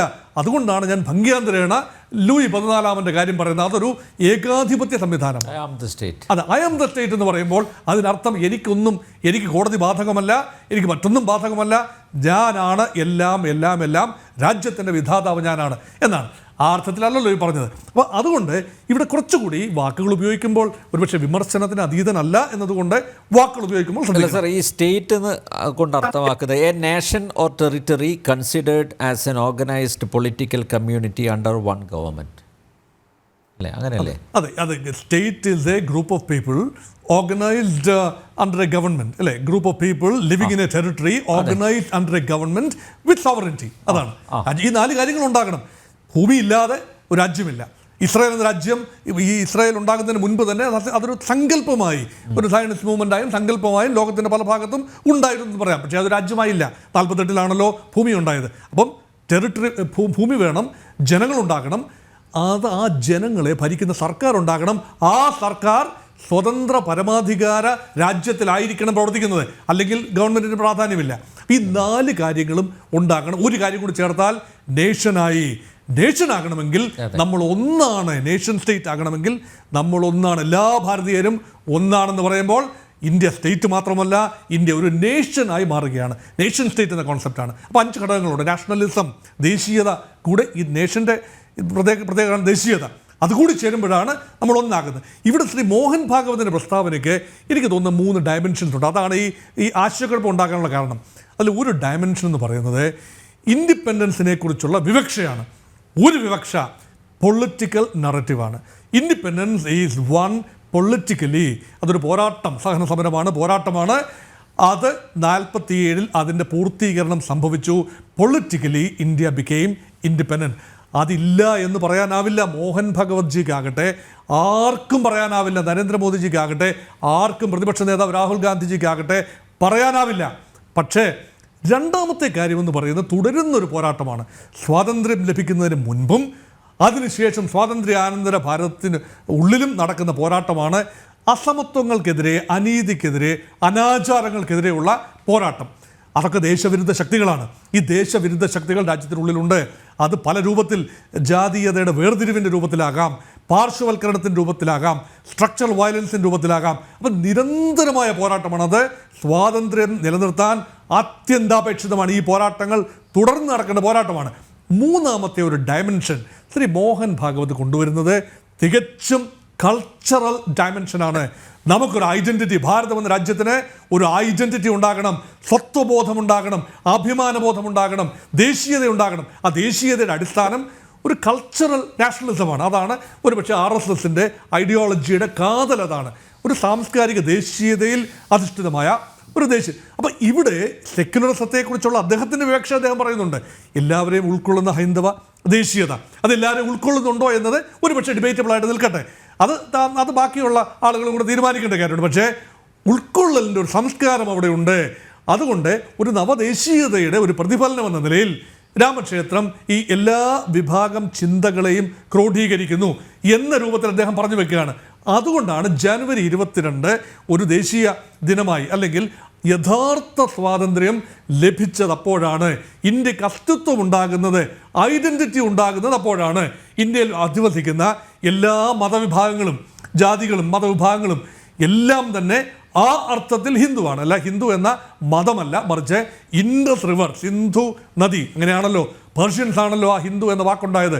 അവർക്ക് ഇൻഡസ് എന്ന റിവർ, അത് ഇവരാണ് ഗ്രീക്കുകാരാണ് ഇൻഡസ് എന്ന റിവർ പറയുന്നത്. അതുകൊണ്ടാണ് ഇന്ത്യ ആയത്, അല്ലേ? മറ്റേത് ഹിന്ദു, സിന്ധു എന്നത് പേർഷ്യക്കാർ ഹിന്ദു എന്ന് പറഞ്ഞിരുന്നു. ഹിന്ദു സകാരം ഹകാരമായി ഉപയോഗിക്കുമ്പോൾ അത് ഹിന്ദു. ആ ഹിന്ദുസ്ഥാൻ എന്ന് പറയുമ്പോൾ സിന്ധു നദി, ഹിന്ദു നദിയുടെ കിഴക്ക് ഭാഗത്ത് താമസിച്ച ജനസാമാന്യം ഹിന്ദു. അതിനൊരു മതത്തിൻ്റെ പരിപ്രേക്ഷ്യം അവിടെ കൊടുക്കേണ്ട ആവശ്യമില്ല. ആര്യമതം ആ രൂപത്തിൽ അവിടെ ആഴത്തിൽ വേര് പിടിച്ചിട്ടുമില്ല ആ കാലത്ത് പേർഷ്യൻസ് ആ പദം ഉപയോഗിക്കുമ്പോൾ. പിന്നീട് ഉരുത്തിരിഞ്ഞ് വന്ന വിശാലമായൊരു സംസ്കാരത്തിൽ എല്ലാവർക്കും ഇടമുണ്ടായിരുന്നു. ആ ഇടമുണ്ടാകുന്നില്ല എങ്കിൽ അതിനെ വിമർശനപരമായി കാണാനുള്ള സ്വാതന്ത്ര്യമുണ്ട്. എല്ലാവർക്കും ഇടമുണ്ടാകാൻ വേണ്ടിയാണ് നമ്മൾ ഭരണഘടനയിൽ സെക്യുലർ എന്ന വ്യക്തമായ ഒരു വാചകം 1976-ൽ 42-ാം ഭേദഗതിയിലൂടെ എഴുതി ചേർത്തത്. എന്തെങ്കിലും അവ്യക്തതയുണ്ടെങ്കിൽ അത് മാറിക്കോട്ടെ എന്നാണ്. അപ്പോൾ മോഹൻ ഭാഗവത് പറഞ്ഞതിനകത്ത് സെക്യുലറാണ്, ഭാരതത്തിൻ്റെ സംസ്കാരം തന്നെ സെക്യുലറാണ്, ഹൈന്ദവ സംസ്കാരത്തിൻ്റെ ഒരു സെക്യുലർ കാഴ്ചപ്പാട് അദ്ദേഹം എടുത്തു പറയുന്നു. എന്നിട്ട് പറയുന്നു എല്ലാവരെയും ഉൾക്കൊള്ളുന്ന ഒരു സംസ്കാരമാകണമെന്ന് പറഞ്ഞിട്ട് തന്നെയാണ് പറയുന്നത്. എന്നാൽ രാമക്ഷേത്രത്തിൻ്റെ പ്രാണപ്രതിഷ്ഠ നടന്ന ജനുവരി മാസം 22-ാം തീയതി പ്രത്യേകതയാണ്. അത് അദ്ദേഹത്തിന് പറയാം, അതെല്ലാവരും അംഗീകരിച്ചു കൊള്ളണമെന്നില്ല. RSS ഒരു കാര്യം പറയുന്നത് കൊണ്ട് എല്ലാവരും അതുപോലെ അംഗീകരിച്ചു കൊള്ളണമെന്നില്ലല്ലോ. പക്ഷേ ഈ പറയുന്നതെല്ലാം തന്നെ ഭരണകൂട ഭീകരതയുടെ പര്യായങ്ങളായി ശ്രീ രാഹുൽ ഗാന്ധി കണ്ടപ്പോഴാണ് അതിനുള്ള റിബറ്റൽ വന്നത്. അപ്പോഴാണ് രാഹുൽ ഗാന്ധി ഈ പശ്ചാത്തലത്തിലാണ്, അതുകൊണ്ടാണ് വിശദമായ പശ്ചാത്തലം വിവരിച്ചത്. ഈ പശ്ചാത്തലത്തിൽ ശ്രീ രാഹുൽ ഗാന്ധി പറയുന്നു, നമ്മുടെ ഭരണഘടനയുടെ സ്ഥാപനങ്ങളെല്ലാം, ഇതെല്ലാം ചേർന്നാണല്ലോ ഇന്ത്യ, ഈ സ്ഥാപനങ്ങളില്ലെങ്കിൽ ഇന്ത്യയില്ല, ഭരണഘടന ഇല്ലെങ്കിൽ ഇന്ത്യയില്ല, ഈ സ്ഥാപനങ്ങളുടെ എല്ലാം നിയന്ത്രണം RSSൻ്റെയും BJPയുടെയും കൈകളിലേക്ക് പതിയെ പതിയെ വന്നിരിക്കുന്നു. അങ്ങനെ രാഷ്ട്രമൊന്നാകെ ഈ ശക്തികളുടെ കൈവശത്തിലേക്ക് വരുമ്പോൾ നമ്മുടെ ആക്രമണം ഈ ശക്തികൾക്കെതിരെ മാത്രമല്ല, ആ ശക്തികൾ നിയന്ത്രിക്കുന്ന ഗവൺമെന്റിനെതിരെ ഉണ്ടാകണം എന്ന് അദ്ദേഹം ഉദ്ദേശിച്ചത് ഒരുപക്ഷെ സ്റ്റേറ്റ് ഓഫ് ഇന്ത്യക്കെതിരെ ഉണ്ടാകണം ഈ ആക്രമണം അല്ലെ പ്രതിരോധം എന്ന രീതിയിലായി എന്നതാണ് ഞാൻ മനസ്സിലാക്കുന്ന ഒരു കാര്യം. അല്ലാതെ ഡെലിബറേറ്റ് ആയിട്ട് ശ്രീ രാഹുൽ ഗാന്ധി ഇന്ത്യയെ നശിപ്പിക്കാനായി ജോർജ് സോറോസിൻ്റെ കൂടെ കൂട്ടുചേർന്നുകൊണ്ട് പ്രവർത്തിച്ചു എന്ന് ഞാൻ അങ്ങനെ ചിന്തിക്കാൻ എനിക്ക് എൻ്റെ കയ്യിൽ തെളിവുകളില്ല. പക്ഷേ ജോർജ് സോറോസ് ഒരു വസ്തുതയാണ്. അതെ, അല്ല, എന്നാലും സോറോസ് ആ കണക്ഷനൊക്കെ സോറോസിന്റെ ഡിബേറ്റ് ചെയ്യപ്പെട്ടതാണ്. ഒരു നിമിഷം കൊണ്ട് ഞാൻ ജോർജ് സോറോസിന്റെ കാര്യം കൊണ്ട്, സോറോസിന്റെ ഫണ്ട് വാങ്ങുന്നുണ്ടെന്നുള്ളതൊക്കെ എല്ലാവർക്കും അറിയാവുന്ന കാര്യമല്ലേ സാർ? അതുമായി ബന്ധപ്പെട്ട രേഖകൾ പോലും പുറത്തു വന്നിട്ടില്ലേ? ഈ ജോർജ് സോറോസിന് മൂല്യങ്ങളില്ല. അദ്ദേഹം പക്ക ബിസിനസ്സുകാരനാണ്. പണം, ഗ്ലോബൽ ക്യാപിറ്റലിൻ്റെ ഇന്നത്തെ ജീവിക്കുന്ന ഇതിഹാസമാണ് ജോർജ് സോറോസ്. അദ്ദേഹം ഇപ്പോൾ അധിവസിക്കുന്ന അമേരിക്കയിലാകട്ടെ, അദ്ദേഹം കടന്നു വരുന്ന ഹംഗറിയിലാകട്ടെ, അവിടെ ഒന്നും തന്നെ അദ്ദേഹത്തിന് താല്പര്യങ്ങളില്ല. അദ്ദേഹത്തിന് താല്പര്യം ഗ്രോത്ത് ഓഫ് ക്യാപിറ്റൽ. എവിടെയാണോ മൂലധനം നിക്ഷേപിച്ചാൽ പരമാവധി അത് മാത്രം. നരേന്ദ്രമോദി ഇരിക്കുന്ന കാലത്തോളം ജോർജ് സോറോസിനൊന്നും ചെയ്യാൻ അതുകൊണ്ടാണ് പറ്റില്ല. അതെ, മാറി നമ്മുടെ രാഹുൽ അല്ലെങ്കിൽ സോണിയൊക്കെ വന്നു കഴിഞ്ഞാൽ അദ്ദേഹം ഉദ്ദേശിക്കുന്ന പോലെ കാര്യങ്ങൾ നടക്കും. അത് തന്നെയാണ് അങ്ങനെ നേരത്തെ നടന്നിരുന്നു, ഇപ്പം നടക്കുന്നില്ല. അതുകൊണ്ടാണ് ബംഗ്ലാദേശിൽ ഇപ്പം ഭരണമാറ്റം ഉണ്ടാകുന്നത്. ഷെയ്ഖ് ഹസീന അവിടെ ഇരിക്കുമ്പോൾ ബംഗ്ലാദേശിൽ ഈ കമ്പനിക്ക്, അതായത് ജോർജ് സോറോസിൻ്റെ ഇൻവെസ്റ്റ്മെൻറ്റ് ഡെസ്റ്റിനേഷനായി ബംഗ്ലാദേശ് ഒരുപക്ഷെ മാറില്ല. അപ്പോൾ ഷെയ്ഖ് ഹസീന അവിടെ മാറേണ്ടത് ജോർജ് സോറോസിൻ്റെ കൂടെ ആവശ്യമായിരിക്കാം. അതിനകത്തൊരു ലോജിക്കുണ്ട്. അതേ ലോജിക്ക് തന്നെ ഇന്ത്യയുടെ കാര്യത്തിൽ അപ്ലൈ ചെയ്യാം. നരേന്ദ്രമോദിയുടെ ശക്തമായ സർക്കാർ നിലവിലുള്ളപ്പോൾ അനാരോഗ്യപരമായ രീതിയിൽ ഗ്ലോബൽ ക്യാപിറ്റലിൻ്റെ ഒരു ഇൻഡയറക്റ്റ് ഇൻവെസ്റ്റ്മെൻറ്റ് ഓപ്പർച്യൂണിറ്റിയെ ശക്തമായ കണ്ണുകളിലൂടെ കാണുന്നു, അതായത് റെഗുലേറ്ററി മെക്കാനിസത്തിലൂടെ കാണുന്നു. അതൊരു പക്ഷേ ജോർജ് സോറോസിന് അക്സെപ്റ്റബിൾ ആവില്ല. അങ്ങനെയെങ്കിൽ ലോജിക്കലി വേണമെങ്കിൽ ആരോപിക്കാം, ജോർജ് സോറോസ് ഈ ഭരണകൂടത്തിനെതിരെ, ഈ രാഷ്ട്രീയ വ്യവസ്ഥയ്ക്കെതിരെ പ്രവർത്തിക്കുന്ന പ്രധാന പ്രതിപക്ഷ കക്ഷിയായ കോൺഗ്രസിന് ചെറിയ സഹായങ്ങൾ ചെയ്തു കൊടുത്തു എന്ന രീതിയിൽ ആരോപിക്കാം. അതിന് കൃത്യമായി ജോർജ് സോറോസ് നയിക്കുന്ന ചില കമ്പനികൾ, ഫണ്ടുകളിൽ ചെറിയ തോതിൽ നിക്ഷേപം സോണിയാഗാന്ധിക്കും രാഹുൽ ഗാന്ധിക്കും ഉണ്ട് എന്ന റിപ്പോർട്ടുകൾ മാത്രമാണ് ആ രീതിയിൽ ലിങ്ക് ചെയ്യാവുന്ന കാര്യം. അല്ലാതെ കോൺഗ്രസിന് ഔപചാരികമായ ഫണ്ട് കൊടുത്തതായി എൻ്റെ അറിവിലില്ല. ആ കണക്ഷൻ അവിടെ അല്ല, ഇതെല്ലാം രഹസ്യ ഇടപാടുകളാണല്ലോ. അല്ല, ഒരു മിനിറ്റ് ഞാൻ വരാം. പ്രിൻറ്റു, ഇവിടെ BJPയുടെ ദേശീയ അധ്യക്ഷൻ JP നദ്ദ അതേ എക്സിൽ കുറിച്ച് ഇങ്ങനെയാണ്: it is not secret that Rahul and his ecosystem have close links with urban Naxals and the deep state who want to defame, demean and discredit India. എനിക്ക് തോന്നുന്നു അതാണ് ഏറ്റവും ആപ്റ്റായിട്ടുള്ള വാക്ക്, ഏറ്റവും ആപ്റ്റായിട്ടുള്ള പ്രസ്താവന എന്നാണ് ഞാൻ മനസ്സിലാക്കുന്നത്, അല്ലേ? ഇവരുടെ കയ്യിലെ പിണിയാളായിട്ട് അദ്ദേഹം മാറിയിരിക്കുന്നു. അതുകൊണ്ട് തന്നെയല്ലേ വിദേശ രാജ്യങ്ങളിലും അതുപോലെ സ്വദേശത്തും വെച്ച് ഇത്തരത്തിൽ ഇന്ത്യ വിരുദ്ധ, ഭാരത വിരുദ്ധ, ദേശവിരുദ്ധ പ്രസ്താവന ഇദ്ദേഹം ആവർത്തിച്ചുകൊണ്ടിരിക്കുന്നത്.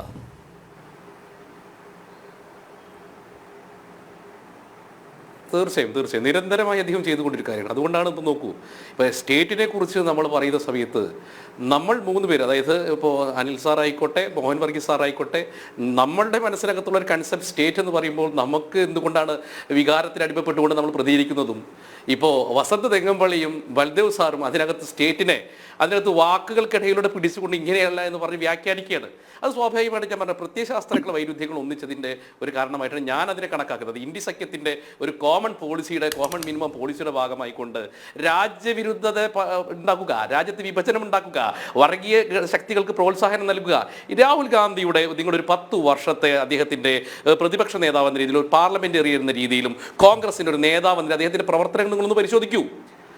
മോഡി സർക്കാർ അധികാരത്തിന് എത്തിയ ശേഷമുള്ള 10 വർഷം, ആ 10 വർഷം കൊണ്ട് രാഹുൽ ഗാന്ധി ഏത് രീതിയിലാണ് ഈ രാജ്യത്തെ ജനങ്ങളെ ഉദ്ബോധിപ്പിച്ചിട്ടുള്ളത്? ഏത് രീതിയിലാണ് അദ്ദേഹത്തെ ഈ രാജ്യത്തിലെ ജനങ്ങളെ അദ്ദേഹം സ്വാധീനിച്ചിട്ടുള്ളത്? അദ്ദേഹം ഇന്ന് നക്സലുകളുടെ പ്രിയപ്പെട്ടവരായി മാറുന്നു, മതഭീകരവാദികളെ ഇസ്ലാമിക തീവ്രവാദികളെ പ്രിയപ്പെട്ടവരായി മാറുന്നു. രാഹുൽ ഗാന്ധിക്ക് വേണ്ടി ബംഗ്ലാദേശിലും പാകിസ്ഥാനിലും അനുയായി വൃന്ദങ്ങൾ ഉണ്ടാവുന്നു. ജോർജ് സോറോസിനെ പോലെയുള്ള ആളുകൾക്ക് ഡിപ്പെൻഡ് ചെയ്യാവുന്ന ഒരാളായിട്ട് ഈ രാഹുൽ ഗാന്ധി മാറുന്നത് എങ്ങനെയാണ്? അതാണ് ഞങ്ങൾ പറയുന്നത്. ആകെ ഈ രാജ്യവിരുദ്ധതയുടെ ആകെ തുകയായിക്കൊണ്ട് ഒരു പ്രത്യയശാസ്ത്രപരമായിട്ട് ഒരു ഉൽപ്പന്നമായിട്ട് രാഹുൽ ഗാന്ധി മാറിയിരിക്കുന്നു. അതിന് പിന്നിൽ പറഞ്ഞ ഒരുപാട് ശക്തികളുണ്ട്. ആ ശക്തികളുടെ അനുസരിച്ചിട്ട് ഇംഗിതത്തിനനുസരിച്ച് വാക്കുകൾ പറയേണ്ട ആളല്ലോ രാഹുൽ ഗാന്ധി. അദ്ദേഹം രാജ്യത്തിന്റെ പ്രതിപക്ഷ നേതാവ്, ഇപ്പോൾ കോൺഗ്രസിന്റെ ഒരു നേതാവ് എന്ന രീതിയിൽ അദ്ദേഹം ഇത്തരത്തിലുള്ള പ്രസ്താവന നടത്തുമ്പോൾ സ്വാഭാവികമായിട്ട് നമുക്ക് പറയാം അദ്ദേഹത്തിന്റെ രാഷ്ട്രീയമാണെന്ന്. ഈ രാജ്യത്തിന്റെ ഭരണഘടന കൃത്യമായിട്ട് വ്യവസ്ഥ ചെയ്യേണ്ട ഒരു പ്രതിപക്ഷ നേതാവ് എങ്ങനെ പ്രവർത്തിക്കണം, ഏത് രീതിയിൽ അദ്ദേഹത്തിന് പ്രവർത്തിക്കട്ടെ, അദ്ദേഹത്തിന്റെ വാക്കുകൾ എങ്ങനെയായിരിക്കും കൃത്യമായിട്ട് പറയുന്നുണ്ട്. അവിടെയാണ് അദ്ദേഹം ഒരു തവണയല്ലല്ലോ സാർ, എത്ര തവണയായി ഈ രാജ്യത്തിനെതിരെ ആസൂത്രിതമായിട്ടുള്ള അദ്ദേഹം ഇത്തരത്തിലുള്ള പ്രസ്താവനകൾ നടത്തുന്നു. പാർലമെന്റിനകത്ത് അദ്ദേഹം കൃത്യമായി പറഞ്ഞതാണ് ഈ രാജ്യത്തിലെ ഹിന്ദുക്കൾ മുഴുവൻ ഭീകരവാദികളാണ്, തീവ്രവാദികളാണ്, അക്രമികളാണെന്ന്. അന്ന് വാക്കുപിഴ സംഭവിച്ചു. ഓക്കെ, വാക്കുപിഴയാണ് BJP-കാരെ RSS-കാരെ പറഞ്ഞത് വെക്കുക. വീണ്ടും ഈ വാക്കുപിഴ എങ്ങനെയാണ് നിരന്തരമായിട്ട് വരുന്നത്? അപ്പൊ നോക്കൂ, ഈ രാജ്യത്തിന്റെ വിഘടനവാദ ശക്തികൾക്ക് ജാതിയുടെ, മതത്തിന്റെ, വർണ്ണത്തിന്റെ, വർഗത്തിന്റെ പേരിൽ കൃത്യമായിട്ട് ഈ രാഹുൽ ഗാന്ധി അവർക്ക് വളം വെച്ചു കൊടുക്കുന്നു. ഇന്ന് കൃത്യമായിട്ട് അദ്ദേഹം അവസാനത്തെ പ്രസ്താവനയാണ് ഈ രാജ്യത്തിനെതിരെ അദ്ദേഹം പോരാടും. അങ്ങനെ പറയുമ്പോൾ അതൊരു മോഡി സർക്കാരിന്, അങ്ങനെയാണെങ്കിൽ മോഡി സർക്കാരിനെതിരെ എന്ന് പറയേണ്ട അങ്ങ് ചോദിച്ചതുപോലെ. പിന്നെ നേരത്തെ ബൽദേവ് സാർ പറഞ്ഞ RSS-കാരുടെയും BJP-കാരുടെയും ഒക്കെ സ്വാതന്ത്ര്യ സമര പോരാട്ടത്തിന്റെ ചരിത്രം എന്താണെന്ന് ഞങ്ങൾ ഉറച്ചു പറയുന്നു. RSS സ്ഥാപകനായിട്ടുള്ള ഡോക്ടർ ഹെഡ്ഗേവാർ അദ്ദേഹം സ്വാതന്ത്ര്യ സമര സേനാനിയായിരുന്നു. പിന്നെ കമ്മ്യൂണിസ്റ്റുകാർക്ക് സ്വാതന്ത്ര്യ സമരത്തെ കുറിച്ച് പറയുന്ന എന്ത് അധികാരമുള്ളത്? 1942 ക്വിറ്റ് ഇന്ത്യ സമരത്തെ ഒറ്റുകൊടുത്തുകൊണ്ട് ഈ രാജ്യത്തിനെതിരെ പ്രവർത്തിച്ചവരല്ലേ കമ്മ്യൂണിസ്റ്റുകാര്? ഈ കമ്മ്യൂണിസ്റ്റുകാർക്ക് എന്നാണ് ഇന്ത്യ 1947 ആഗസ്റ്റ് 15 ഇന്ത്യക്ക് സ്വാതന്ത്ര്യം കിട്ടിയെന്ന് അംഗീകരിച്ചവരാണ് കമ്മ്യൂണിസ്റ്റുകാര്. കമ്മ്യൂണിസ്റ്റുകാർ അംഗീകരിക്കാൻ വേണ്ടിയിട്ട് 1958 കൊൽക്കത്ത പാർട്ടി കോൺഗ്രസ് വേണ്ടി വന്നു. അതായത് റിപ്പബ്ലിക്കിനെ പോലും അംഗീകരിച്ചിട്ടില്ല. അങ്ങനത്തെ ഈ കമ്മ്യൂണിസ്റ്റുകാർ, ഈ RSS-കാരെയും BJP-കാരെയും ഒന്നും രാജ്യസ്നേഹവും രാജ്യദ്രോഹവും ഒന്നും പഠിപ്പിക്കാൻ നിങ്ങൾ വരണ്ട. ഞങ്ങൾ രാജ്യസ്നേഹികളാണ്. അപ്പം അദ്ദേഹം ചോദിച്ചു, ഞങ്ങൾ എന്തുകൊണ്ടാണ് പട്ടേലിനെ ഏറ്റെടുക്കുന്നത്? നിങ്ങൾ പട്ടേലിനെ കളഞ്ഞു, കോൺഗ്രസ്സുകാർ പട്ടേലിനെ കളഞ്ഞു. പട്ടേലിനെ പോലെ രാജ്യസ്നേഹിയായിട്ടുള്ള ഈ രാജ്യത്തിന് വേണ്ടി പ്രവർത്തിച്ചുള്ള പട്ടേലിന്റെ പ്രതിമ നിങ്ങൾ നിർമ്മിച്ചപ്പോൾ, പട്ടേലിനെ അംഗീകരിച്ചപ്പോൾ, ആദരിച്ചപ്പോൾ നിങ്ങൾ അതിനെതിരെ ഉറഞ്ഞു തള്ളി. അതുപോലെ തന്നെ നിങ്ങൾ നോക്കണം, ഈ രാജ്യത്ത് ഇന്ത്യൻ പാർലമെന്റിനകത്ത് ഈ രാജ്യത്തിലെ വിവിധ പദ്ധതികളിൽ ഇന്ത്യ മഹാരാജ എത്രത്തോളം പ്രധാനമന്ത്രിമാരും പ്രസിഡന്റുമാരും ഉണ്ടായി? നമ്മൾ കേട്ടിട്ട് ഒന്നില്ലെങ്കിൽ ഇന്ദിരാഗാന്ധി, അല്ലെങ്കിൽ രാഹുൽ ഗാന്ധി, അല്ലെങ്കിൽ രാജീവ് ഗാന്ധി, അല്ലെങ്കിൽ നെഹ്റു, ഈ പ്രധാനമന്ത്രി മാത്രമാണ് ഈ രാജ്യത്തുണ്ടായിട്ടുള്ളത്. അപ്പോൾ പേരുമാറ്റം എന്ന് പറയുന്നത് സ്വാഭാവികമായിട്ട് ഈ രാജ്യത്ത് നിലനിൽക്കുന്ന ഒരു വ്യവസ്ഥിതിക്കെതിരെയുള്ള പോരാട്ടമാണ്. എൻ്റെ അപ്പൂപ്പൻ്റെയും മുത്തശ്ശൻ്റെയും എൻ്റെ ചെറുമകൻ്റെയും പേര് മാത്രമേ ഈ രാജ്യത്തിലെ ശിലാലിഖിതങ്ങളിൽ പാടൂ എന്നുള്ള നിങ്ങളുടെ ഈ ദുർവ്യാഖ്യാനം ഞങ്ങൾ തകർക്കും. അതിന് ഇപ്പോഴും ഒത്താശ ചെയ്ത് കൊടുക്കുക. ബൽദേവ് സാറിനും പ്രശ്നം എന്താണ്? ഇപ്പോഴും ഇന്ത്യൻ പാർലമെന്റിലെ സകലമാന മന്ദിരങ്ങൾക്കും സകലമാന ക്രമങ്ങൾക്കും അവിടുത്തെ പാർലമെന്റ് ലൈബ്രറിക്കും രാഹുൽ ഗാന്ധിയുടെയും ഇന്ദിരാഗാന്ധിയുടെയും രാജീവ് ഗാന്ധിയുടെയും നെഹ്റുവിന്റെ പേരും മാത്രമാണോ വേണ്ടത്? ഈ ഇന്ത്യ മഹാരാജ്യത്തിന്റെ സ്വാതന്ത്ര്യ സമരത്തിൽ അറിയപ്പെടുന്ന എത്ര സ്വാതന്ത്ര്യ സമര സേനാനികൾ ഉണ്ടായിട്ടുണ്ട്? അവരെക്കാൾ രാഹുൽ ഗാന്ധി, നെഹ്റുവിനേക്കാൾ മിടുക്കരായിട്ടുള്ള സ്വാതന്ത്ര്യ സമര സേനാനികൾ ഉണ്ടായിട്ടില്ലേ? പിന്നെ എന്തുകൊണ്ടാണ് നിങ്ങൾക്ക് ഞങ്ങളിങ്ങനെ പേര് മാറ്റുന്നതല്ല. ഈ രാജ്യത്തിലെ സർവ്വജനങ്ങൾക്ക് ഈ സ്വാതന്ത്ര്യത്തിന് ജീവത്യാഗം ചെയ്ത അനവധി ബലിദാനികളുണ്ട്.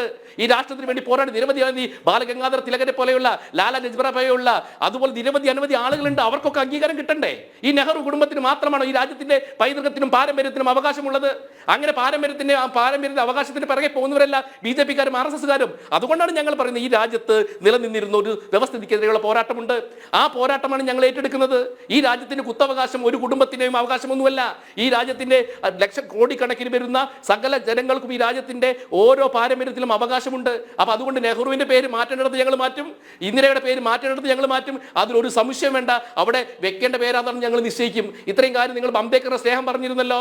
ഈ ഇന്ത്യൻ പാർലമെന്റിനകത്ത് അംബേദ്കറുടെ ഒരു പടം വെക്കാൻ ഈ പറയുന്ന നിങ്ങൾ ആന്റി ദളിത് അല്ലെങ്കിൽ അംബേദ്കർ വിരുദ്ധനെന്ന് പറയുന്ന നരേന്ദ്രമോദി സർക്കാർ വന്നതിന് ശേഷമാണ് പാർലമെന്റ് സെന്ററിനകത്ത് അംബേദ്കർ ഒരു പടമുണ്ടായത്. അത് നിങ്ങൾ മനസ്സിലാക്കണം.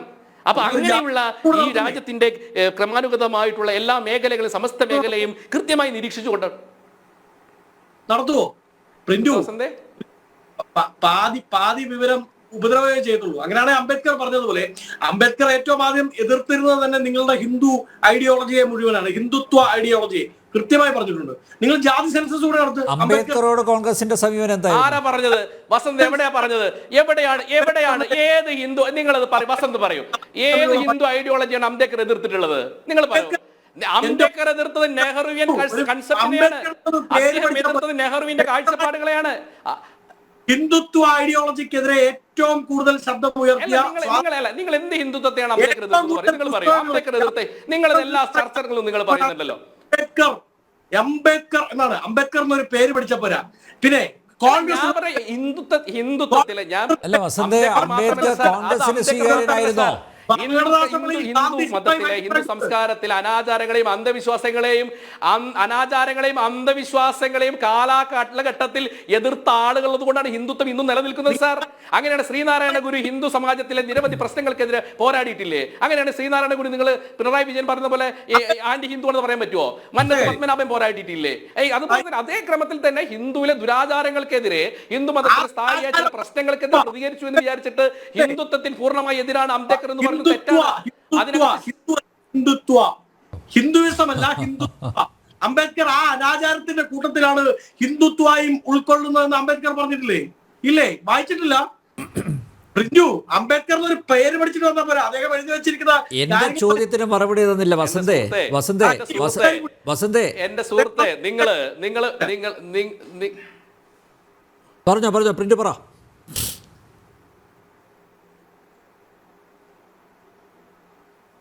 അപ്പോ ഈ പറയുന്ന രീതിയിൽ രാഹുൽ ഗാന്ധിയുടെ നിലപാടുകൾ രാജ്യത്തിനെതിരായി മാറുന്നു എന്നുള്ളത് സത്യമാണ്.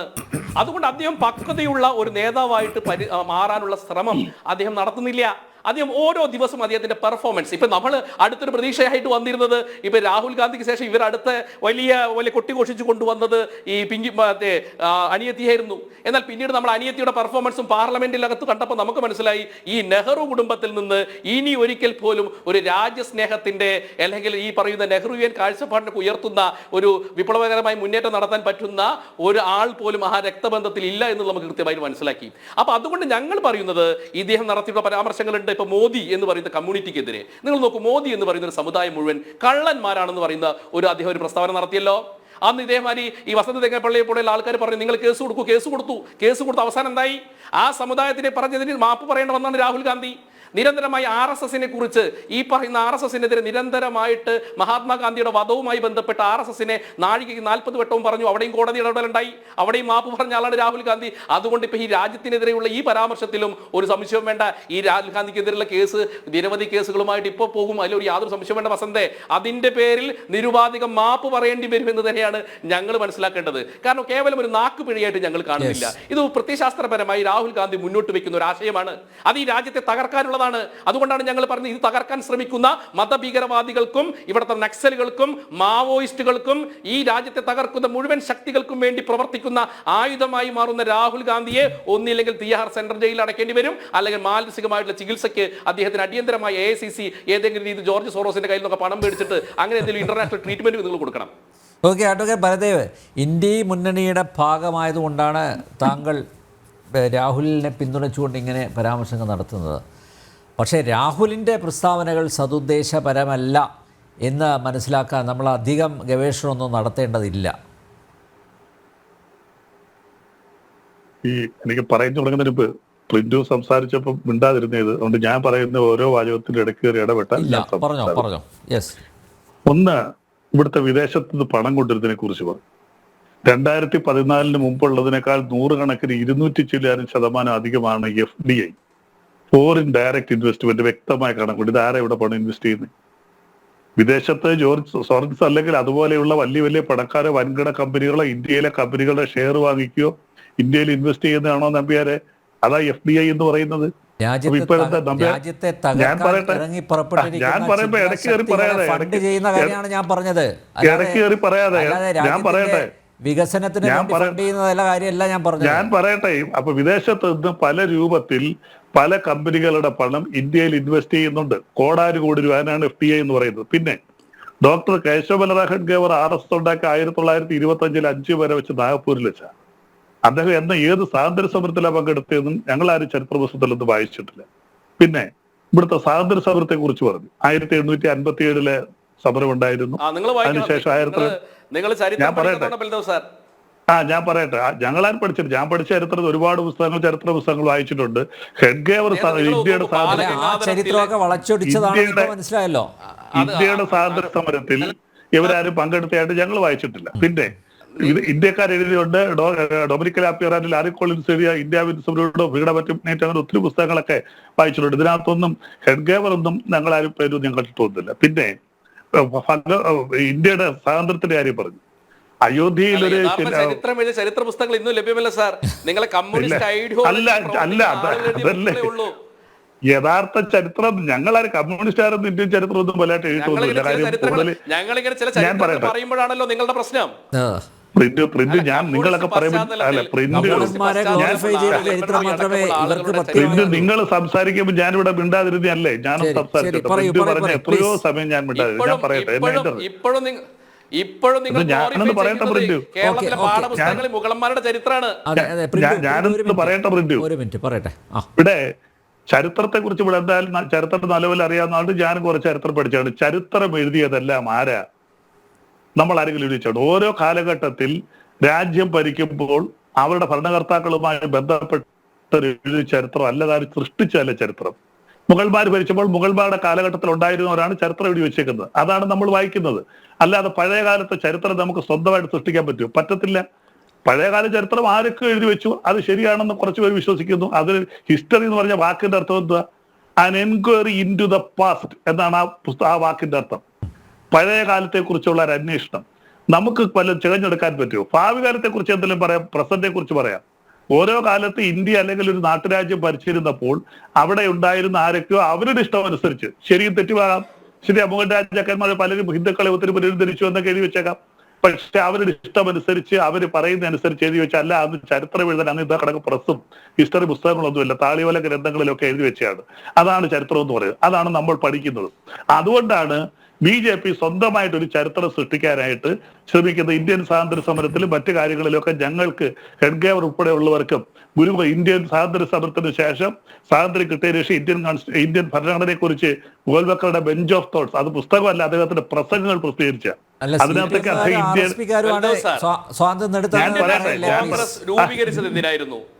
ഞാൻ പറയട്ടെ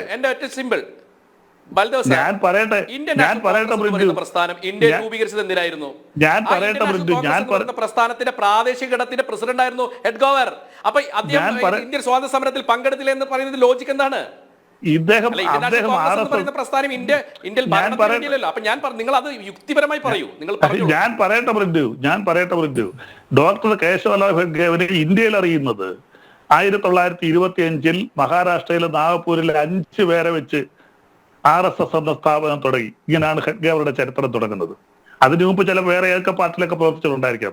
ഇന്ത്യൻ നാഷണൽ കോൺഗ്രസിന്റെ ചരിത്രത്തിൽ നിന്നും വെറുതെ അല്ലത്. പിന്നെ ഇവിടെ അയോധ്യയിൽ ഇല്ല, ഞാൻ പറയട്ടെ,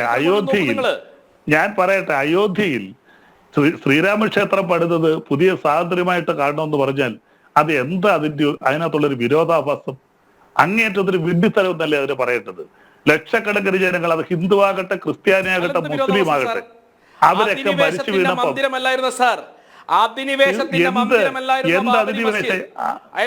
ആയിക്കോട്ടെ.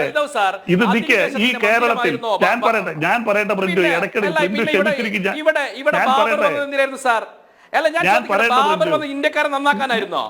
ഞാൻ പറയട്ടെ പ്രിന്റു, ഇവിടെ അധിനിവേശം പറയുന്നു.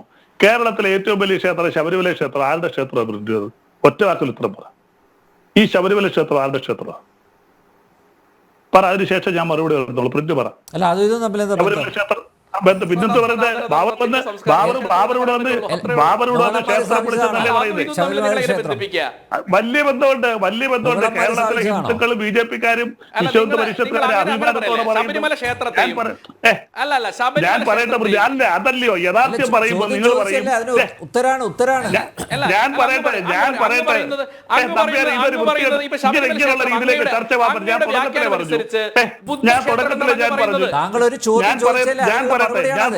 പറഞ്ഞു. ഞാൻ തുടക്കത്തിലേ പറഞ്ഞു നിങ്ങൾക്ക് പറയാനുള്ള നിങ്ങളുടെ സമയത്ത്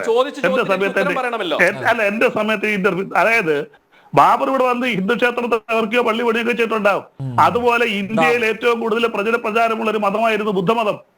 ആ ബുദ്ധമതത്തെ തകർത്തത് മുസ്ലിങ്ങളല്ല, ഹിന്ദുക്കൾ തകർത്തു. ഈ ശബരിമല ക്ഷേത്രം എന്ന് പറയുന്ന ബുദ്ധക്ഷേത്രമായിരുന്നു. ബുദ്ധമതത്തിന് മുൻപ് ഞാൻ പറയട്ടെ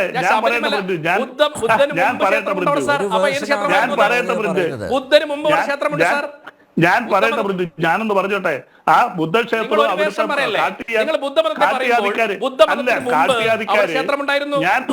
ഞാൻ പറയട്ടെ, അത് ഹിന്ദു ക്ഷേത്രമല്ലല്ലോ. കാട്ടിയാദിക്കാര് അവിടെ വന്ന് അങ്ങനെ കാട്ടുജാതിക്കാരെന്ന് പറഞ്ഞ അപമാനിക്കല്ലേ?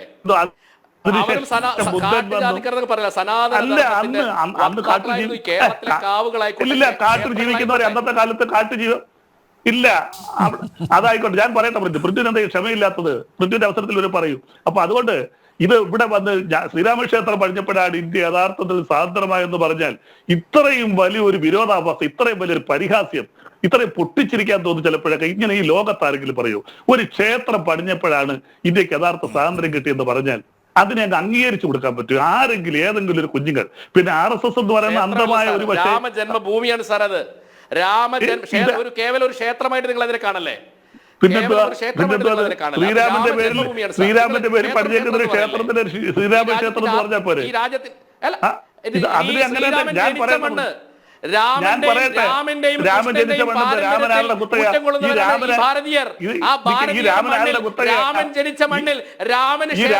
കുത്തകയാണ്. രാമന് ക്ഷേത്രം തകർത്തു എന്ന് പറയുമ്പോൾ അത് അധിനിവേശം തന്നെയാണ്. രാമൻ RSSകാരുടെ കുത്തകയാണ്.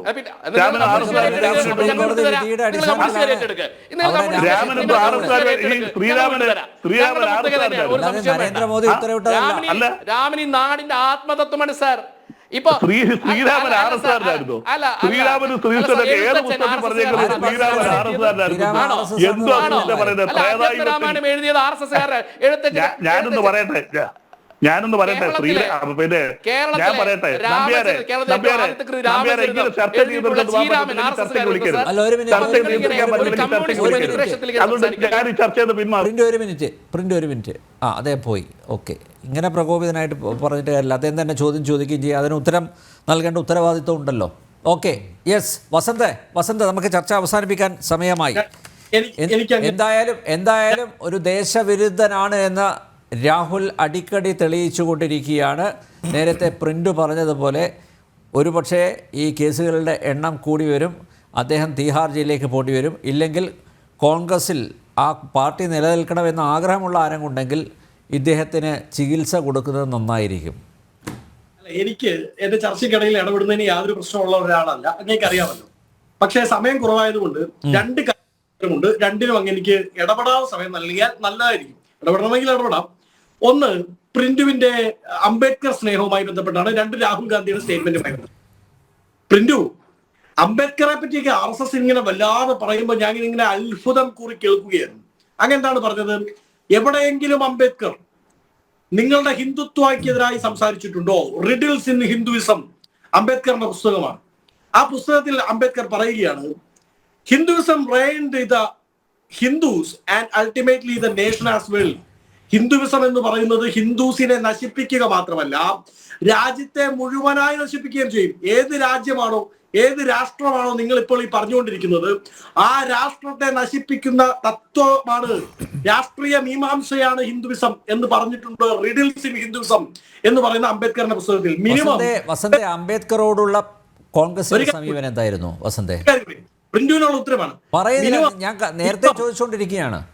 യെസ്, മിനിമം അംബേദ്കറെ പറ്റി പറയുമ്പോൾ ബാലരമയുടെ ഡൈജസ്റ്റ് എന്ന് പറയുന്ന ഹിസ്റ്ററി പുസ്തകമുണ്ട്, അതെങ്കിലും വായിച്ചിട്ട് പറഞ്ഞു.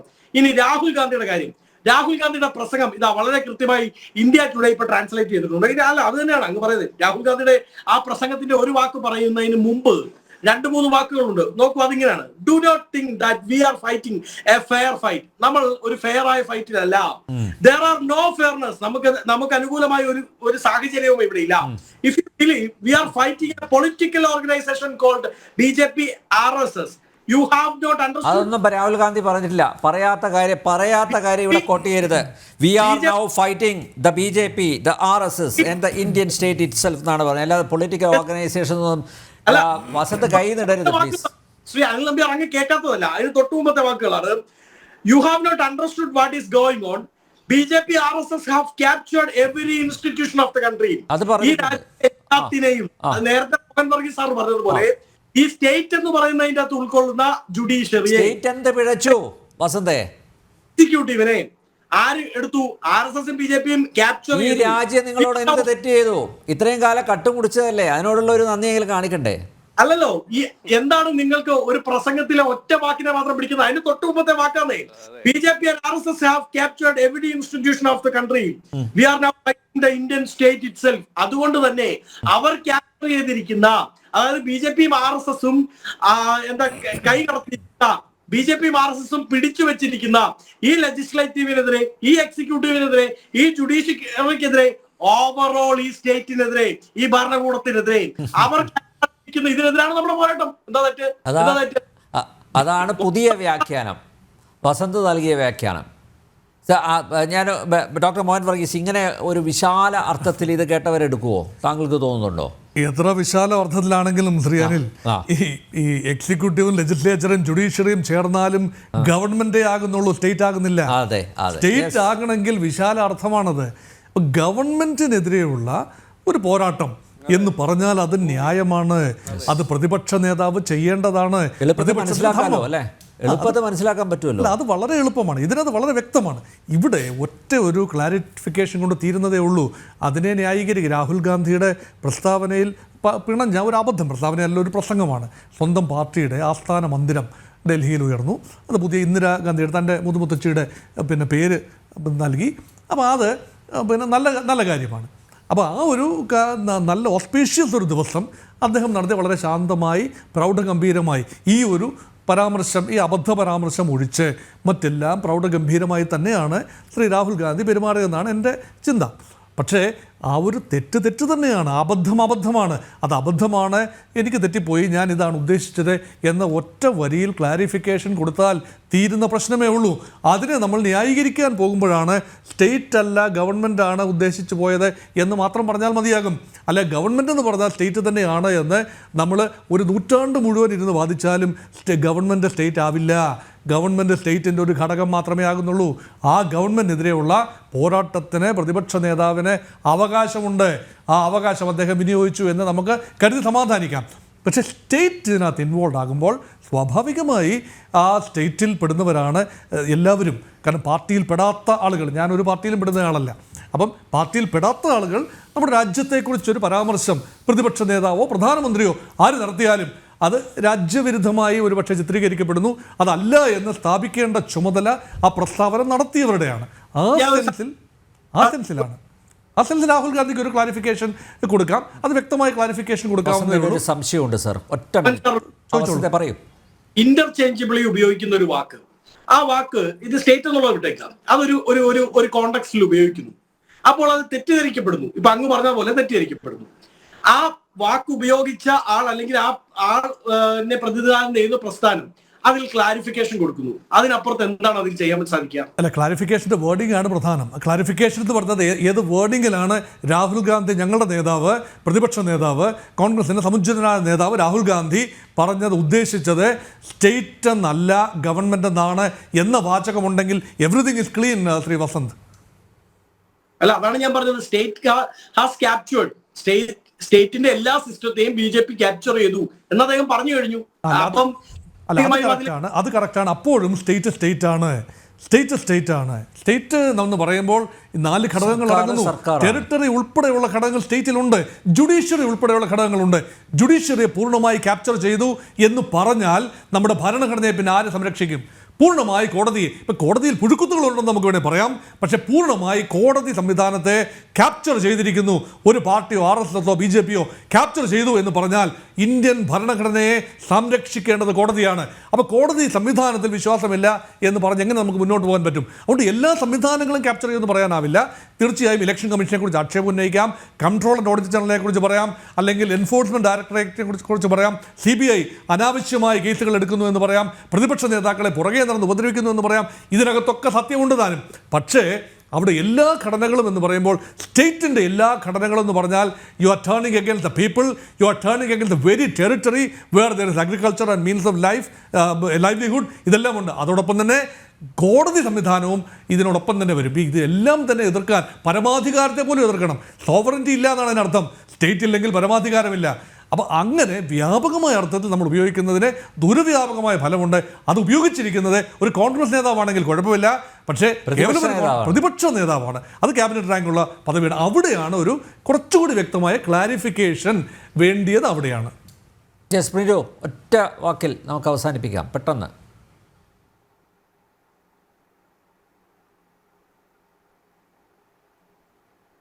അല്ല, ഈ സത്യത്തിൽ ഈ രാഹുൽ ഗാന്ധി, ഞങ്ങൾ എപ്പോഴും പറയാറുണ്ട്, ഈ BJP-യുടെയും അല്ലെങ്കിൽ സംഘപരിവാർ സംഘടനകളുടെയൊക്കെ നമ്മുടെ വീടിൻ്റെ ഐശ്വര്യം എന്ന് പറഞ്ഞാൽ ഞങ്ങളുടെ ഐശ്വര്യ സത്യത്തിൽ രാഹുൽ ഗാന്ധിയാണ്. കാരണം ഒരു പ്രതിപക്ഷ നേതാവിൽ നിന്ന് നമ്മൾ പ്രതീക്ഷിക്കുന്ന, രാജ്യം പ്രതീക്ഷിക്കുന്ന ഒരു നിലവാരത്തിലേക്ക് രാഹുൽ ഗാന്ധി ഒരിക്കലും ഉയരില്ല എന്ന് അദ്ദേഹം കൃത്യമായിട്ട് തെളിയിച്ചുകൊണ്ടിരിക്കുകയാണ്. ഇപ്പോൾ ഈ രാജ്യത്തിലെ ഇപ്പോൾ വിഘടനാ സംഘടനകളുണ്ട്, 0.001% ആണ് ഈ സംഘടനകളത്.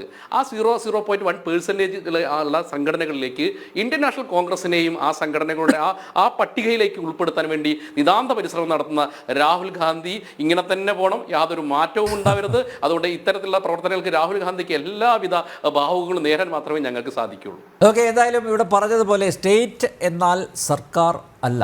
അപ്പോൾ we are fighting the Indian state itself എന്ന് പറഞ്ഞു കഴിഞ്ഞാൽ അത് രാജ്യത്തിന് എതിരെയുള്ള പോരാട്ടം എന്ന് മാത്രമേ വിവക്ഷിക്കാൻ ആവൂ. അതുകൊണ്ട് രാഹുലിൻ്റെ ഭാഗത്തു നിന്ന് ഉണ്ടായത് ഒരു ദേശവിരുദ്ധ പ്രസ്താവനയാണ്, യാതൊരു സംശയവുമില്ല. ജനറൽ ഡിബേറ്റ് ഇവിടെ പൂർണ്ണമാകുന്നു. ചർച്ചയിൽ പങ്കെടുത്ത എല്ലാ അതിഥികൾക്കും നന്ദിയൊപ്പം പ്രേക്ഷകർക്കും.